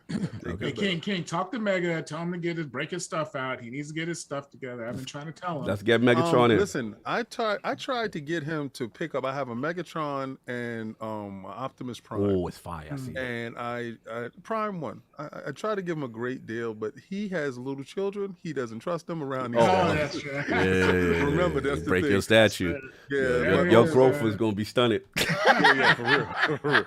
$3,000. No. So, but also we have Combat Talk with the King coming back this weekend. Next weekend with Earl Spence versus Ugas. That's the fight that's coming back. Just sit around with me. If you don't have anybody to watch the fight with, I guarantee at some point in that night, I will make you pee on yourself.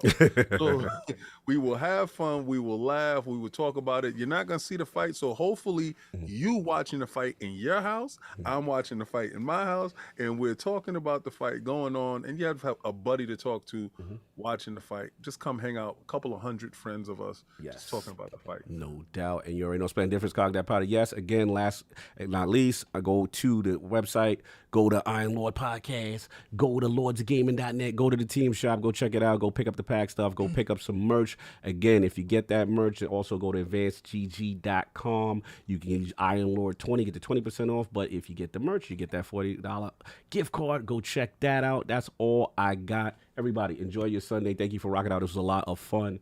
Everybody, peace. xCloud. Xcloud.